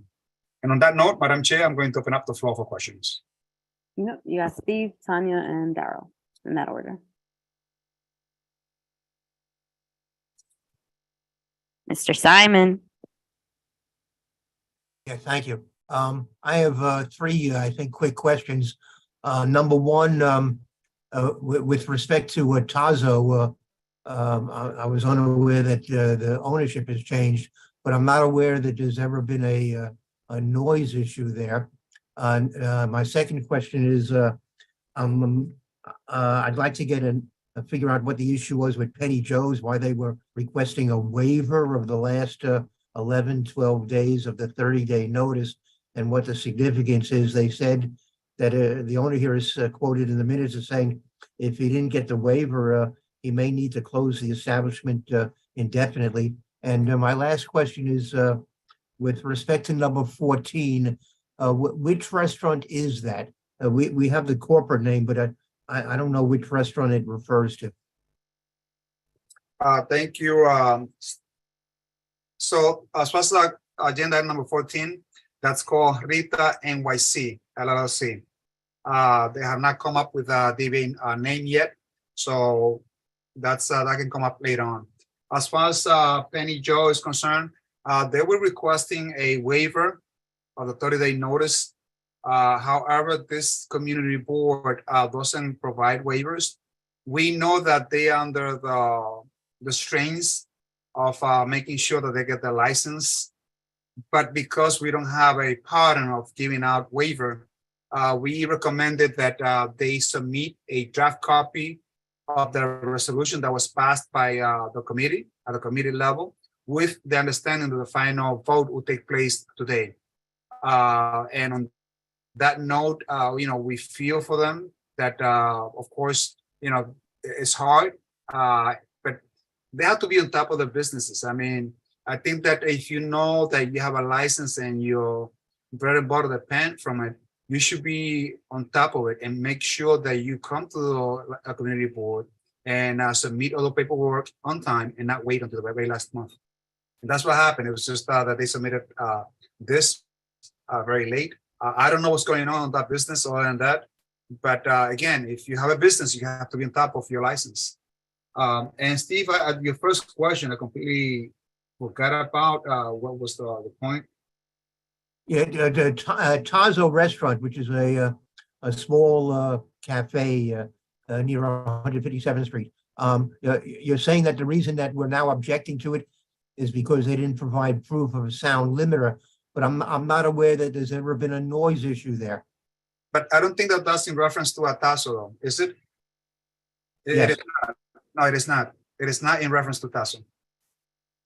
Well, that's number 12. Yeah, can you clarify, Isidro, so that we can Sorry, fix it on the screen? You're right. It's it is that one. They were supposed to submit a sound limiter because there were some complaints about noise. Yeah, news to me. Okay, Steve. Sorry, so we're because I was gonna say Steve's time's done on that, but it is for Tazo. Sound limiter wasn't there. Anything else you see there? correct. Yeah. Okay. And So it's unfortunate because they're a great operator. They're coming in, but it was a request that was made based on some issues that were going on, and that was requested. Yeah, you can see that on the minutes and also on the resolutions. okay, Tanya. Yeah, I wanted to first echo for number one. For full disclosure, I live above that the proprietor. And so, I walk there all the time, and I can definitely testify to the fact of the outdoor speakers, which of course are not allowed. And of course, this is a problem that goes on throughout the community where we see outdoor speakers in a lot of places. So it's not just them, but we're talking about them tonight.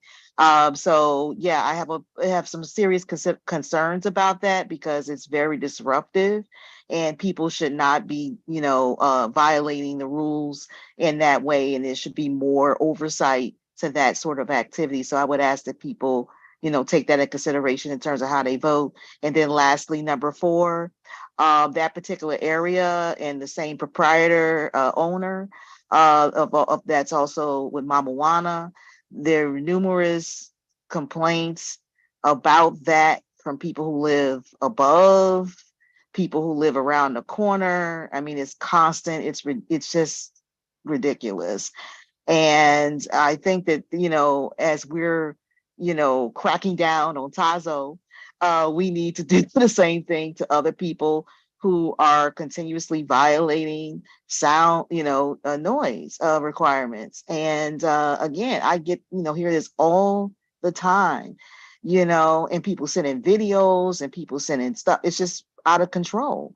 And, there needs to be some sort of accountability discussion with this proprietor about these complaints and the accountability for these about, what they're doing. And I don't care how connected they are, they need to be held accountable and asked to talk to their community and work with their community and address these concerns and these issues, because that will be a factor in my vote tonight.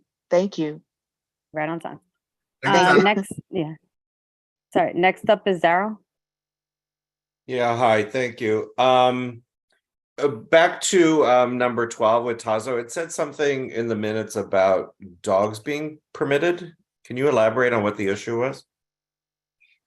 To be honest, I don't recall the particular item, but perhaps any committee member might jump in. Isidro, I made the comment. So the Tazo is no longer owned by the owner that gave it the name Tazo. They've changed owners.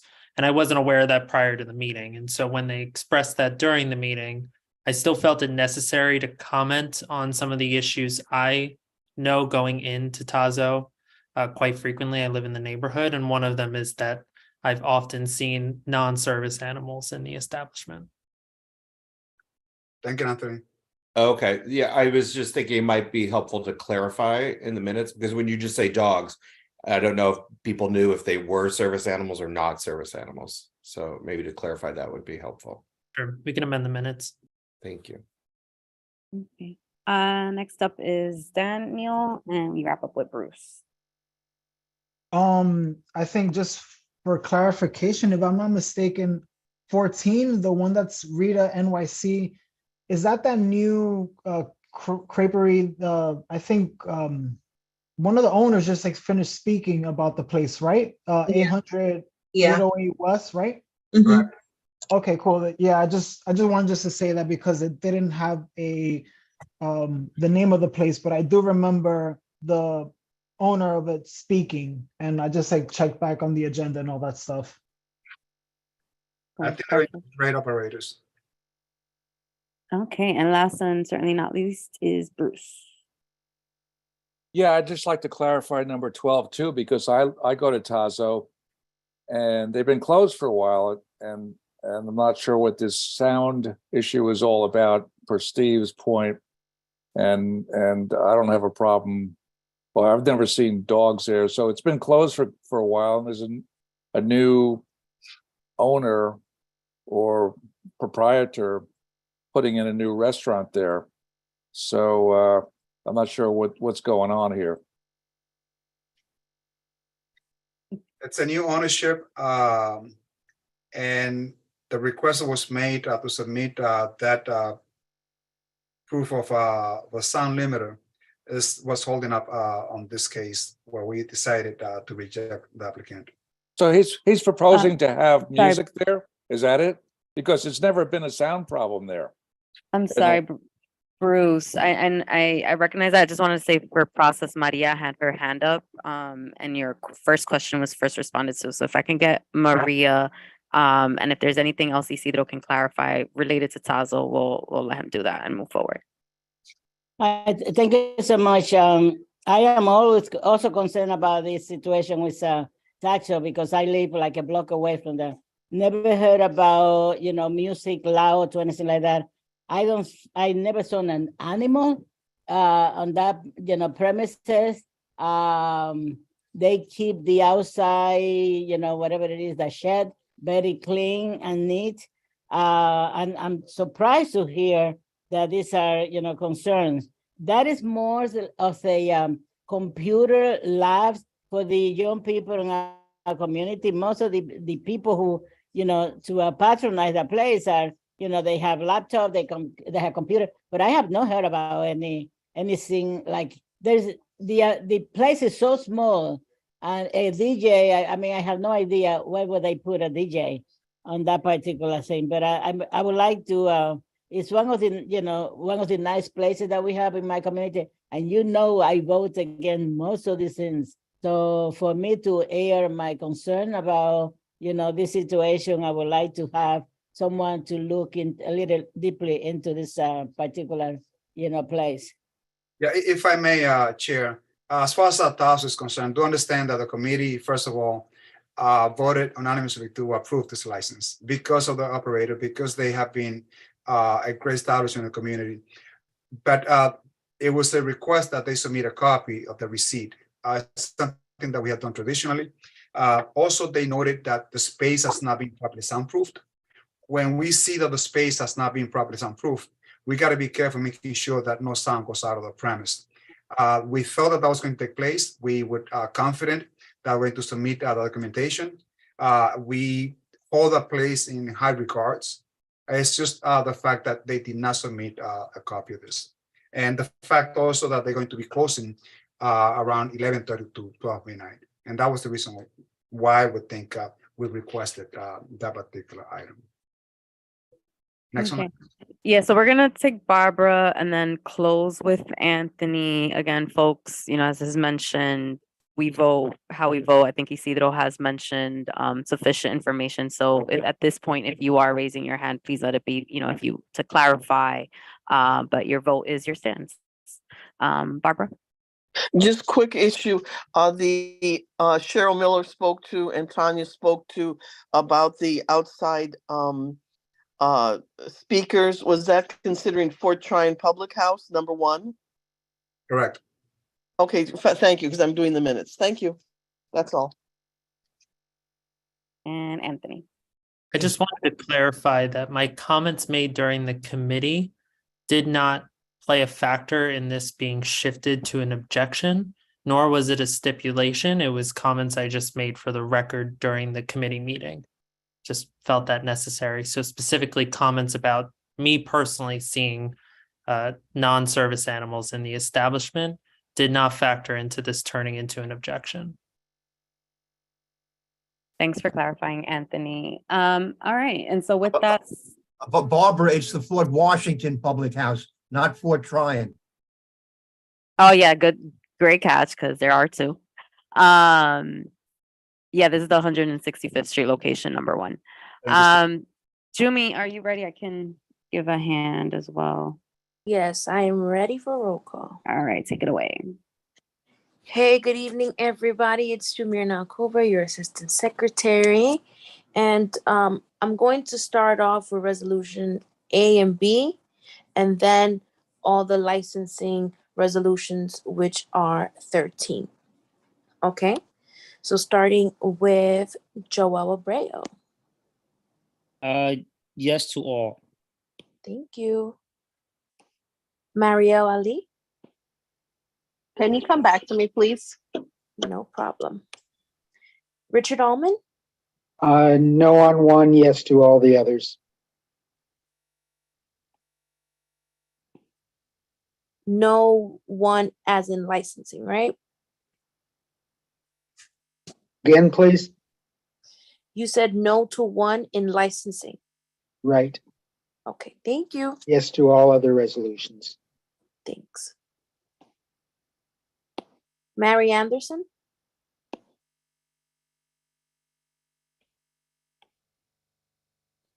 I'll come back to Mary Anderson. Jay Baez. Yes to all. I'm sorry, I was muted. Okay, go ahead, Mary. What did I say now?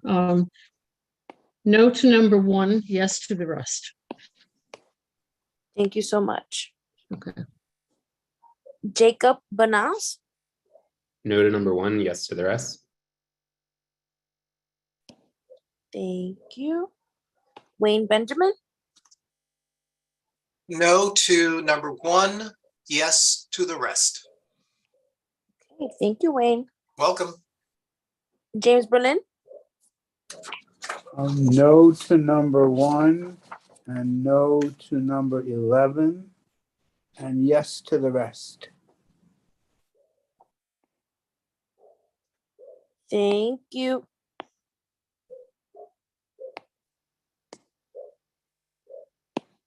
Just want to make sure I got that. Nice. Daniel Bonilla. Yes, all. Thank you. Tanya Bonner. No to 1, 4, 11, 12. Yes to the rest. Can you repeat? You said 1, Sure. 4, and what else? Yes, no to 1, 4, 11, and 12. Yes to the rest. Thank you. Yep. James Bosley? No to 4, yes to the rest. Thank you. Eliezer Bueno?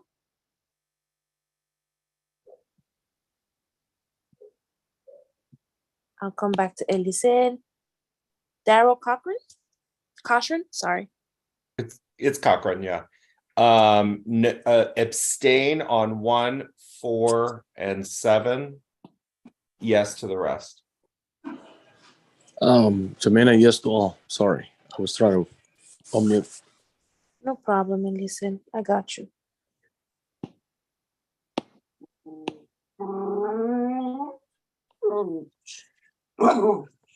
Mancita? Hi. Hey. No to 1, no to 4, yes to the rest. Thank you. No problem. You said 1, 4. Correct. And then yes to the rest? Yes. Thank you. Thank you. Domingo Esteves. No to 1 and 4, yes to the rest. Thank you.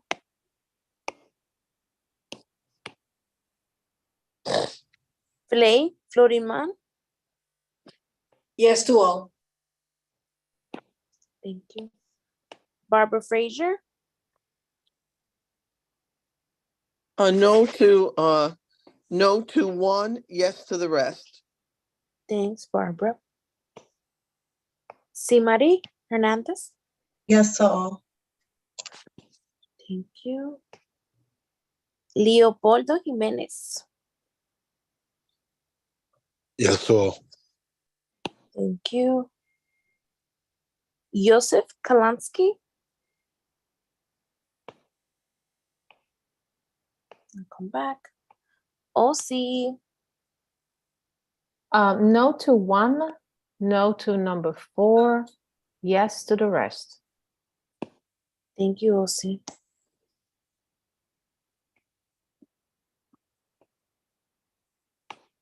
Michelle Lee.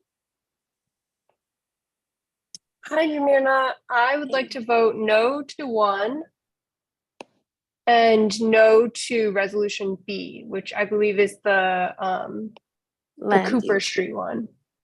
Okay. Thank you, Michelle. Thanks. Maria Luna. Okay, my notes. I'm voting no on number 1, 2, 4, 6, 7, 9, 11, 14, 16. I am abstaining on number 12. Okay, And Maria yes Luna, to we the gotta rest. go Yes. back because I there's know. only I have it. 13 of them. What? There are only 13. 13 So, one resolution? 13 resolutions for the licensing committee. Okay, what happened to the Gallego seafood, which is number 15, and the no, and the number 16, the Bloom? They're Were those still taken there, but out? if you check the agenda, there were 3 that were crosses out. So then everything shifts forward. Shifts a Really? number.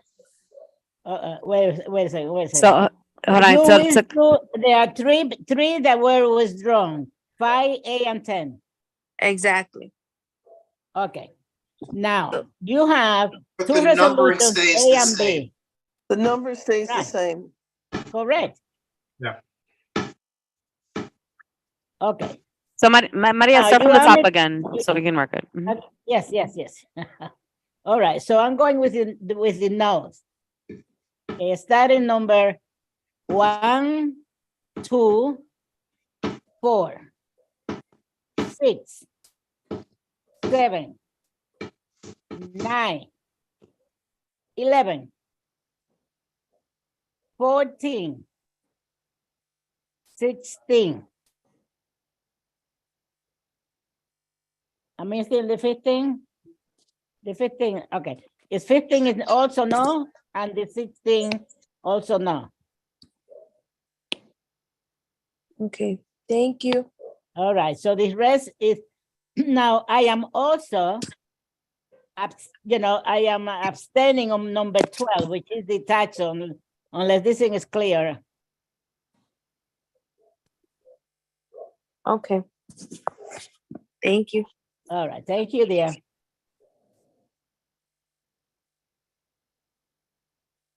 Jay Masur, No to numbers 1 and 4, yes to the rest. My name is Mazer.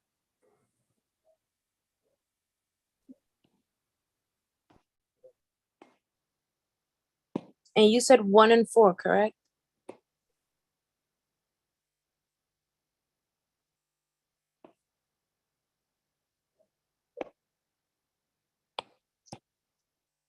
Did you hear me? Just to clarify, did you say no to 1 and 4 only? Yes, I said no to 1 and 4, and then I corrected your mispronunciation of my name. Got it. Thank you. Isidro Medina, Thank you, Yumirna. So no to number 1, yes to the rest. got it. Thank you. Bruce Robertson, No to 1 and 12, yes to the rest.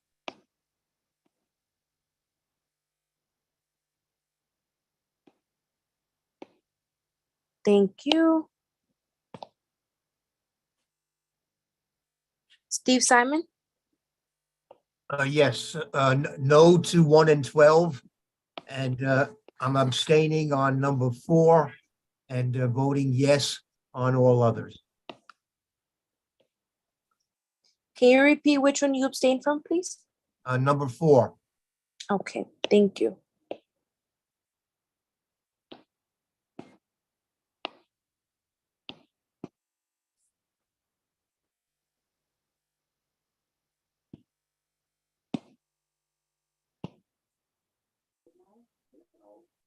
Anthony Viola,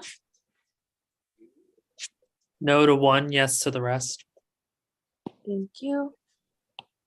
And Jody Hearson, No to 12, yes to the rest.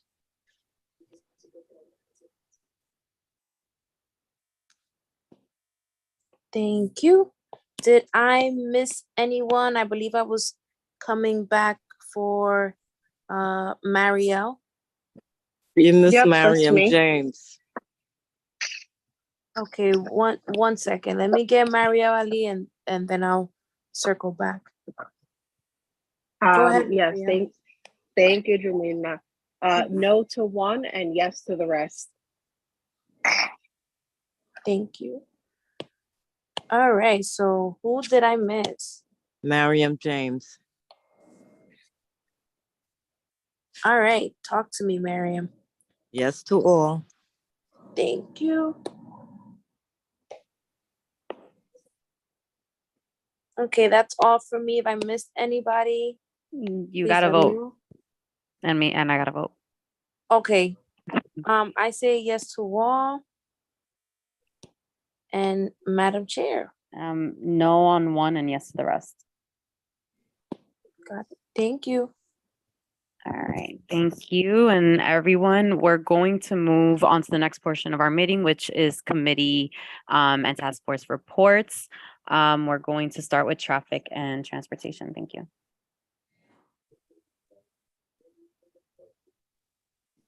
Good evening, everyone. This is Leo Jimenez, the Assistant Chair for Traffic and Transportation. We had an interesting meeting for this month in April. We had a co-meeting with Public Safety. Thank you, Liaison Chair of the of public safety for working with us to help bring our NYPD partners and FDNY to our meeting.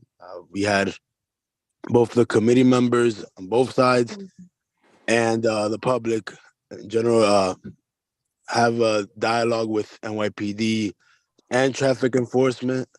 We also got some answers of questions about lithium batteries and fires in our area from FDNY representatives. So you can refer to the minutes for most of the conversation unless anybody has any specific questions.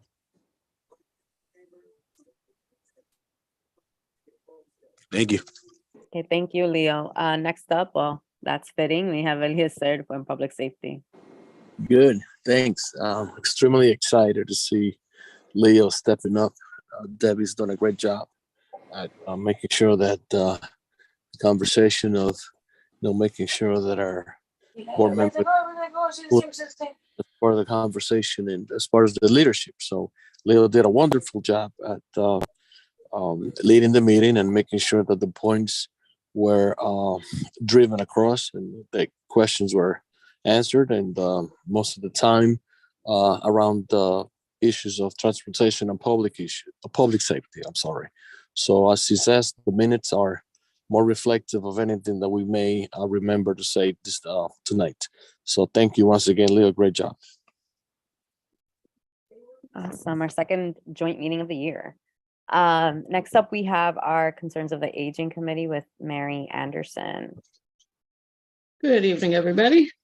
Our April meeting, we had a very robust presentation from Iman Ramawi, who is currently the executive director of the Harlem Independent Living Center, but she presented actually about her old job, which was with Accessoride, and talked to us about the issues from the user's point of view and from the workers' point of view, and about issues among the administration, and which filters down into causing some of the problems that exist with it.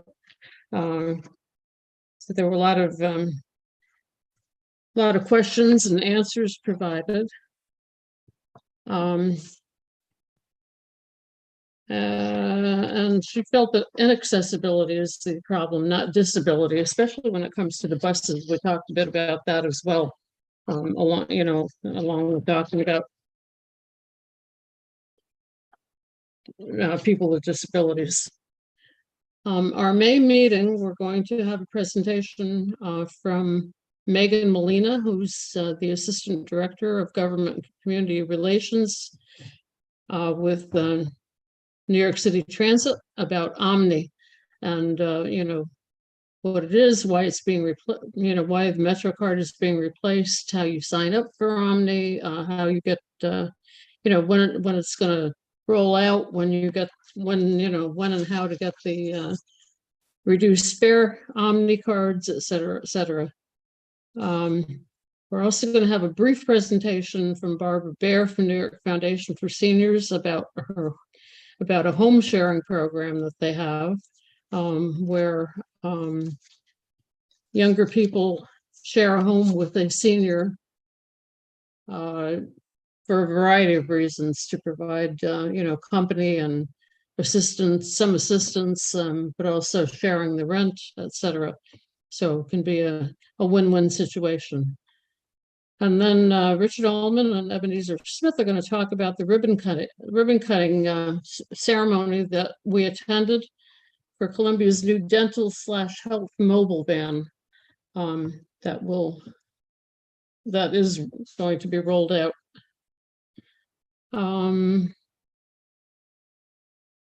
That's all I have, and I just wanted to remind people, or let people that don't know, that Joseph Polinsky, our assistant chair, will be manning the aging committee for the next 2 months while I am in rehab, having major foot surgery.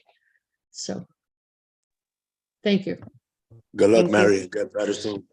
Thank you. Yeah, thank you, Mary. Well, Wayne already went, so we're gonna go to Joelle for business. All right, thank you, Madam Chair. Thank you, everyone. And good evening. So we had a great meeting in business development. We had 3 people present. One was from the SBS, the Small Business Services of New York City, Leslie Velasquez. Our goal for this meeting was to find out what a bid is, and to, my surprise, I didn't know much of it. And Leslie did a great job from the bid formation sector of the SBS. She broke down what it is, what a SBS is, how many they are, and what it takes to kind of start forming one. She told us about a grant that Mayor Eric Adams kind of started. It was, something that he really wanted to focus on. So she told us what this is, and it's what it is a bid grant, kind of the beginning stages of what a bid is. She told us how it's funded, and what particular aspects of that commercial district do bids kind of contribute to. It was extremely informative. I recommend you guys watch it, especially if you never heard what a bid is. It definitely does improve the district, and does make businesses thrive in that area. Followed by Leslie, it was our very own, actually, I think it was Jackie first that performed. Jackie Tesman is the director of the Community League of in the Heights, which is a community-based organization that actually got one of these grants that Leslie was talking about to start a bid formation. And this bid is from is basically from 100 and excuse me, I want to get this right. So it's on Broadway from 155th Street to 178th Street, and extending east and west from Broadway to Amsterdam. So it's a pretty large bid, and this geographical area is gonna really, if this gets through, it's gonna improve immensely when it comes to sanitation or community events. But the most important part, Jackie was telling us, is this community assessment is a major driving force for the formation of a bid. It's kind of a survey, and I put it in the chat that I recommend you tell all the constituents, everybody in our neighborhood, especially in that area, to kind of voice the concerns of that area in terms of businesses. It's important that everybody takes that, and we're trying to get at least 51% of the stakeholders of that area in order to form the bid. So I'll forward that in the chat. It's in English and Spanish, so get it out. And the last Sorry, Joe, hold on. That was your time, and you also have a hand from Bruce. Okay, sure. Isidro, thank you for showing up and showing what a bid is, and shout out to the bid for presenting. Yes. Whose hands up? It's Bruce and Wayne. I'll start the time. Actually, I just wanted to say, Isidro is the executive director of the 181 bid, which has been around for 30 years. So if anybody wants to reference what a bid is, you should go to the 181 bid site and talk to Isidro. We're just copying that model and trying to develop a new one in our neighborhood. Thank you. Thank you, Bruce. And yes, we had Isidro come in and tell us what the Washington Heights bid is doing on 181st Street. He did a great job. So thank you, Isidro, for showing us success in a bid. So thank you. You have Wayne? Yeah, not a question, but for clarification, I believe for any bid to be established, it's 51% of the property owners that's required, not necessarily just 51% of stakeholders, which may be tenants or other interested parties. But I believe what's critical is to get 51% of the property owners. Yes. I'm looking over the yeah. So the owners of the actual properties, not including not-for-profits. Right. So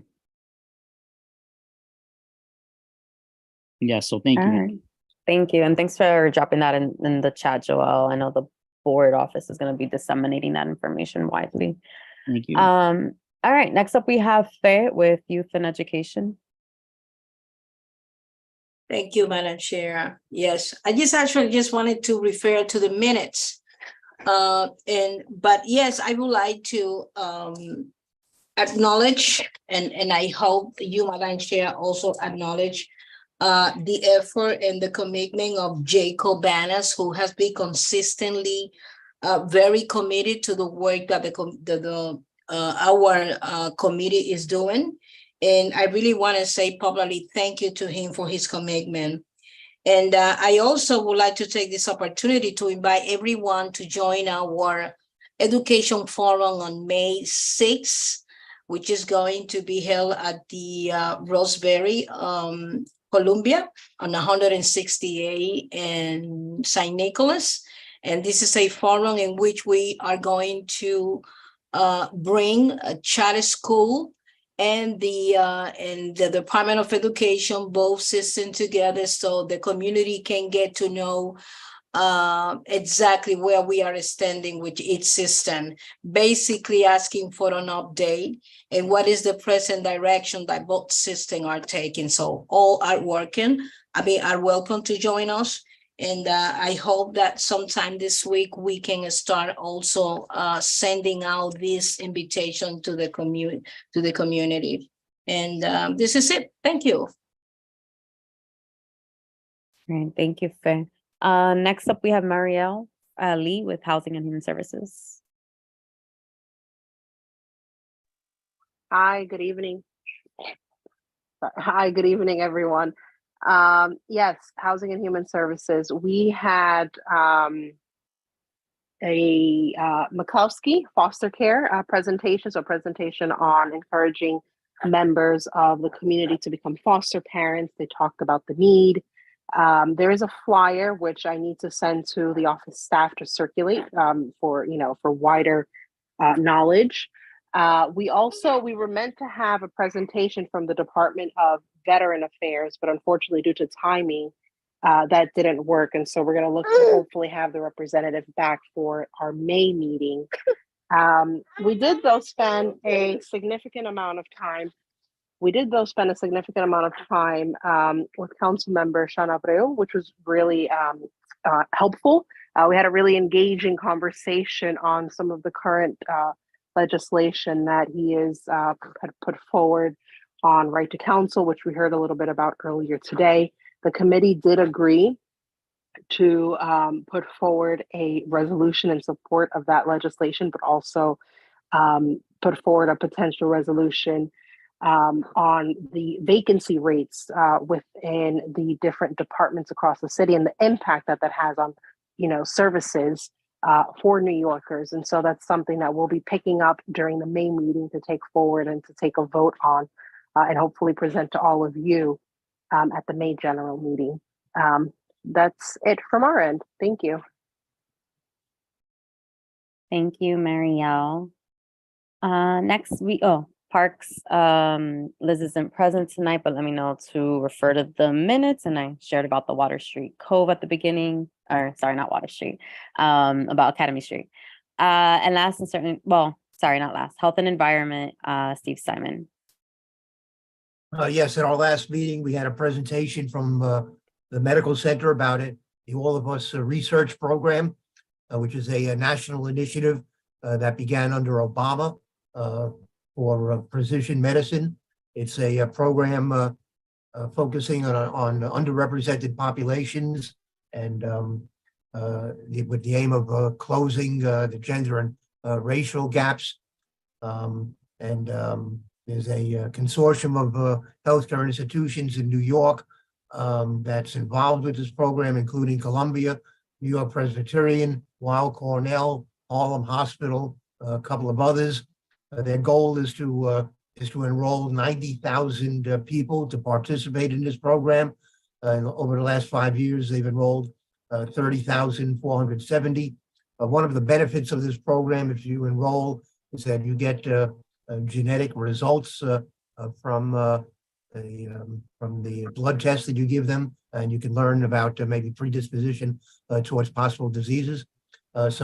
We've asked them to furnish a flyer to the board office that we can send out so that we can inform the community and see if more people want to enroll. 50% or more of the people who are currently enrolled in this program in New York are coming from Washington Heights and Inwood. I'm sorry, 80% of the people enrolled in the program are coming from Washington Heights and Inwood, and 50% of them are from various ethnic and racial groups. Well, all of them are from ethnic and racial groups. 50% are from so-called minority groups. In terms of the latest COVID statistics, the positivity and transmission rates are running fairly low compared to where they've been in the past. There were 17 new cases a week ago, actually the week ending April 17th. Those are the latest statistics available. From a month ago, there have been 225 new cases in our 4 zip codes, and 3 more people have passed away. The vaccine rates are basically holding where they've been, between 79 and 85% for people getting just 1 dose, and 72 to 75% for those who completed the series. And for people getting the bivalent doses, the percentages are pretty low. They're running between 13 and 14% in our community. So we're running way below. We're still running way below the rest of Manhattan and the rest of the city. And to my dismay, New York Presbyterian has closed its vaccine center at the Children's Hospital, where it was providing vaccines to the general community. I've asked them to reconsider and at least provide vaccines to the general public at the various ambulatory care sites, which are there were 4 or 5 of them spread out through the community. I believe this is an essential service. The hospital is obligated to provide it. And That's let your me just time, say, there's Steve. also Sorry. let me just finish this sentence. There is still no news about the restoration of the psych unit at the Allen Hospital, or where it might possibly be relocated, despite the fact that the state has ordered all hospitals to reopen their psych units that were closed during the pandemic. They were to have reopened them by April the 1st. Okay, and you have a hand from Barbara, Steve. No, actually, this wasn't for Steve. I just couldn't get unmuted and undone raised hand when Marielle was speaking. I just wanted to make a brief comment about the presentation from McCloskey Foster Care on the need for foster parents. And I say this as an adoptive mother. I wanted to say that every day in the United States, 50 children age out of foster care with no place to go. And their life expectancy and their success in life is virtually nil. And many of these, again, are primarily minority children. One thing, and I know many of you young people on the community board wouldn't think of yourself as parents at this time, but what you can do is affiliate with an agency and mentor someone in foster care. And when there's a connection to an adult, not necessarily adoptive, but a connection to an adult, that has a tremendous turnaround in a child who is in foster care. Kids Save, if you look that up, Kids Save is a national organization that promotes that. If you speak with probably McCloskey Foster Care or others, they have mentoring programs where you spend time, parts of a weekend, stay in touch, and that really transforms a kid in foster care. And after about age 8 or 9, a child's chance of being adopted is very, very low, less than 3 or 4%. So we have, I believe it's about 50,000 kids in New York City who have basically very little chance of adoption. So think about getting involved with a kid. Okay, thank you. Thank you, Barbara. We have one more, Daryl. I gotta add you to the list. No, okay. Keep on the lookout for folks who know. And I'm sorry, did you say me? yeah, no, just if you wanted to share your. Oh, okay. No, just real quick. We went over the like nominations committee in the end of Article 8, as well as removal of officers in Article 9. And then next meeting, we'll be talking about Article 10. in the bylaws. Thank you, And Daryl. I will just say, in the last Parks Committee, it was a love fest for the farewell of Jennifer Hoppe. Oh, she Yeah. will be missed. Thank you. Is there any old, oh, sorry. Actually, I'll bring it up in the new business. Is there any old business? This is technically not new business, but it's not a formal committee. I know that, I see a hand for new business, Joelle, and then also Domingo wanted to share, around the, I don't even know what we're calling it, like our host committee, our fun committee, if you will, around the June event. And before I call on Joelle, thank you, Nicole. I saw the news right before our meeting started around Harry Belafonte, who passed probably about 3 hours ago, and still lived in the Upper West Side. I know that he was, I mean, for over 50 years, incredible figure, but even in his last 5 years, continued to support a lot of movement work across the country. So a huge icon. Joelle and then Domingo. No, man, rest in peace to him. I just wanted to quickly tell, I know this is technically not no business, but Yeshiva University and the Innovation Lab is doing an event tomorrow. Is the Business Hive in the Heights. Is going to be in the Radio City Hotel at 6:30. Any entrepreneurs, it's free consultation for any new businesses out there. So I highly recommend anybody to go out over there. So just wanted to say that really quickly. Thank you. Jacob? Yes, hi. I'll be real quick.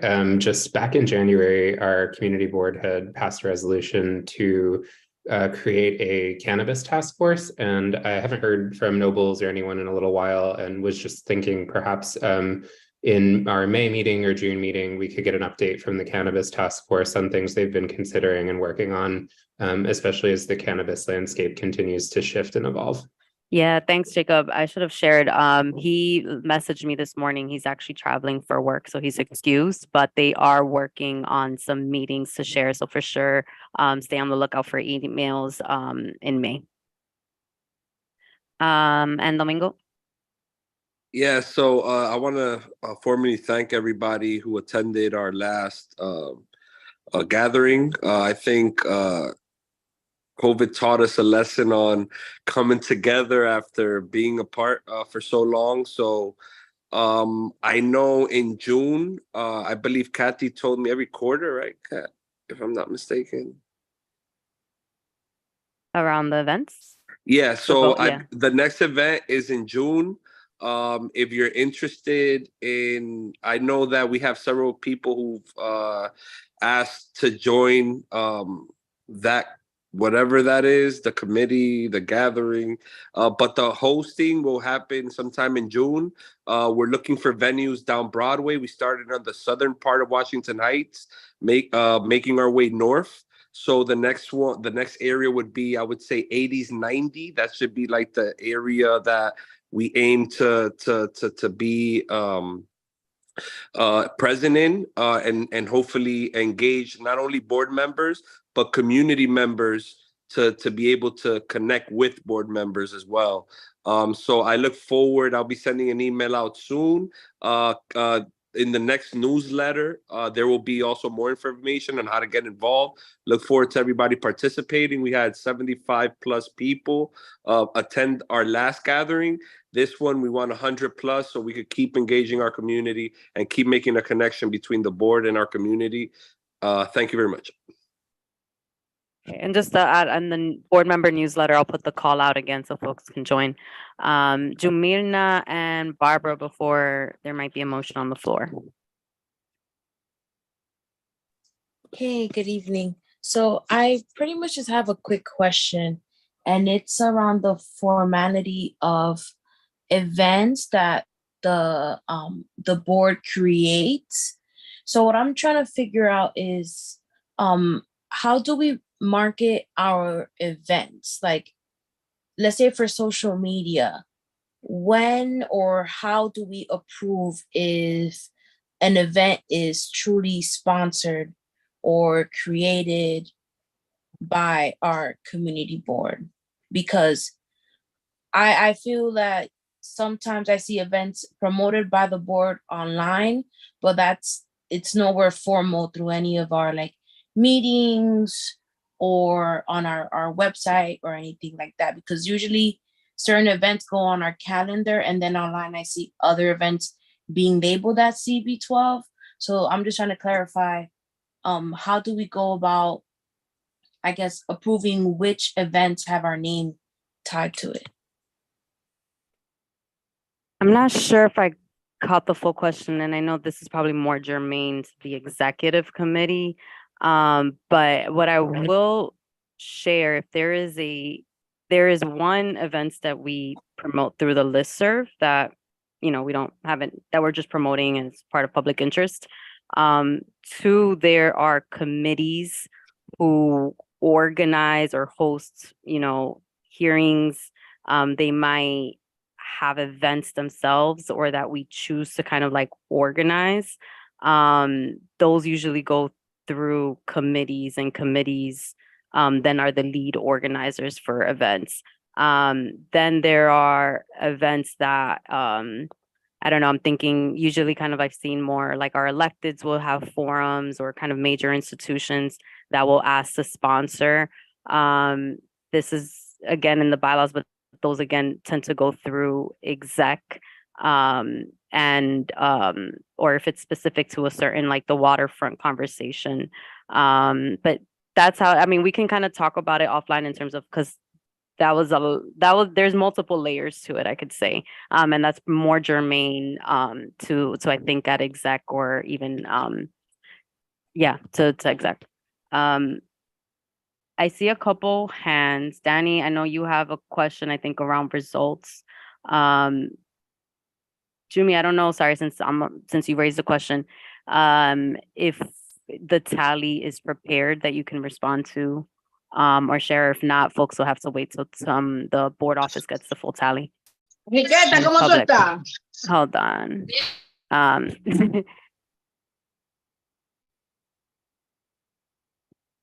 Okay, so not ready. I would say, Danny, wait till tomorrow or after. I'm seeing a couple. So Mary and then Barbara.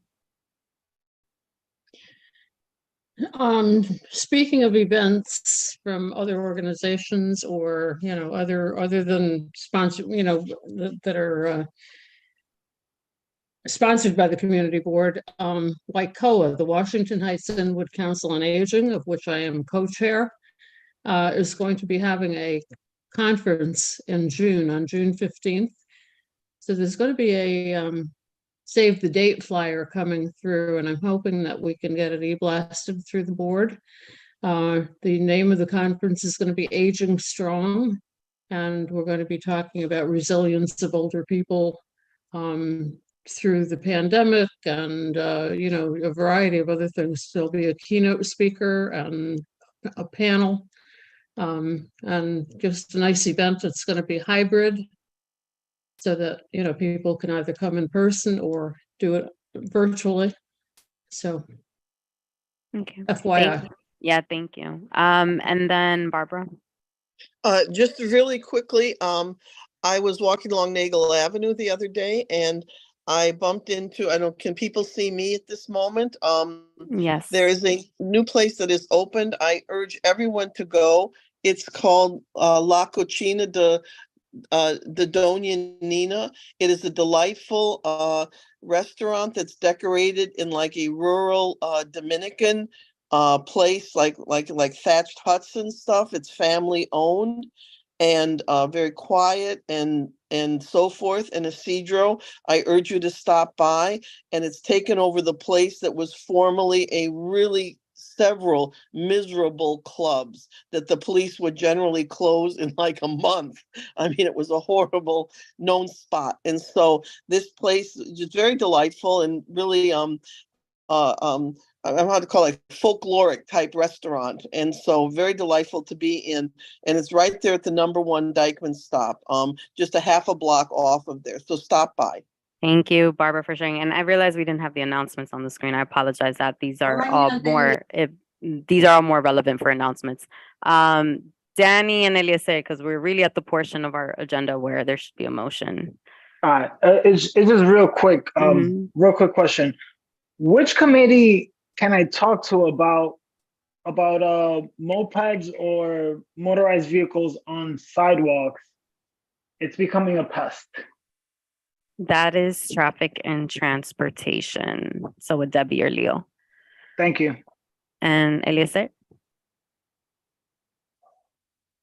Hi, I just want to say how refreshing it is to hear someone like Barbara said that she has patronized one of the local businesses who may not be a highlight in the sense of the aesthetics, but it's a place that is really doing what they're supposed to do in order to make sure that they provide a good service. So, Barbara, I just wanted to say publicly thank you.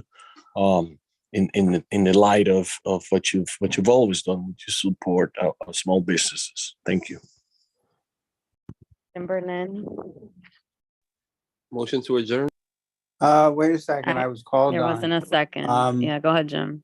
Thank you. I would add to your suggestion about traffic and transportation may be more appropriate, at least since it's an enforcement issue.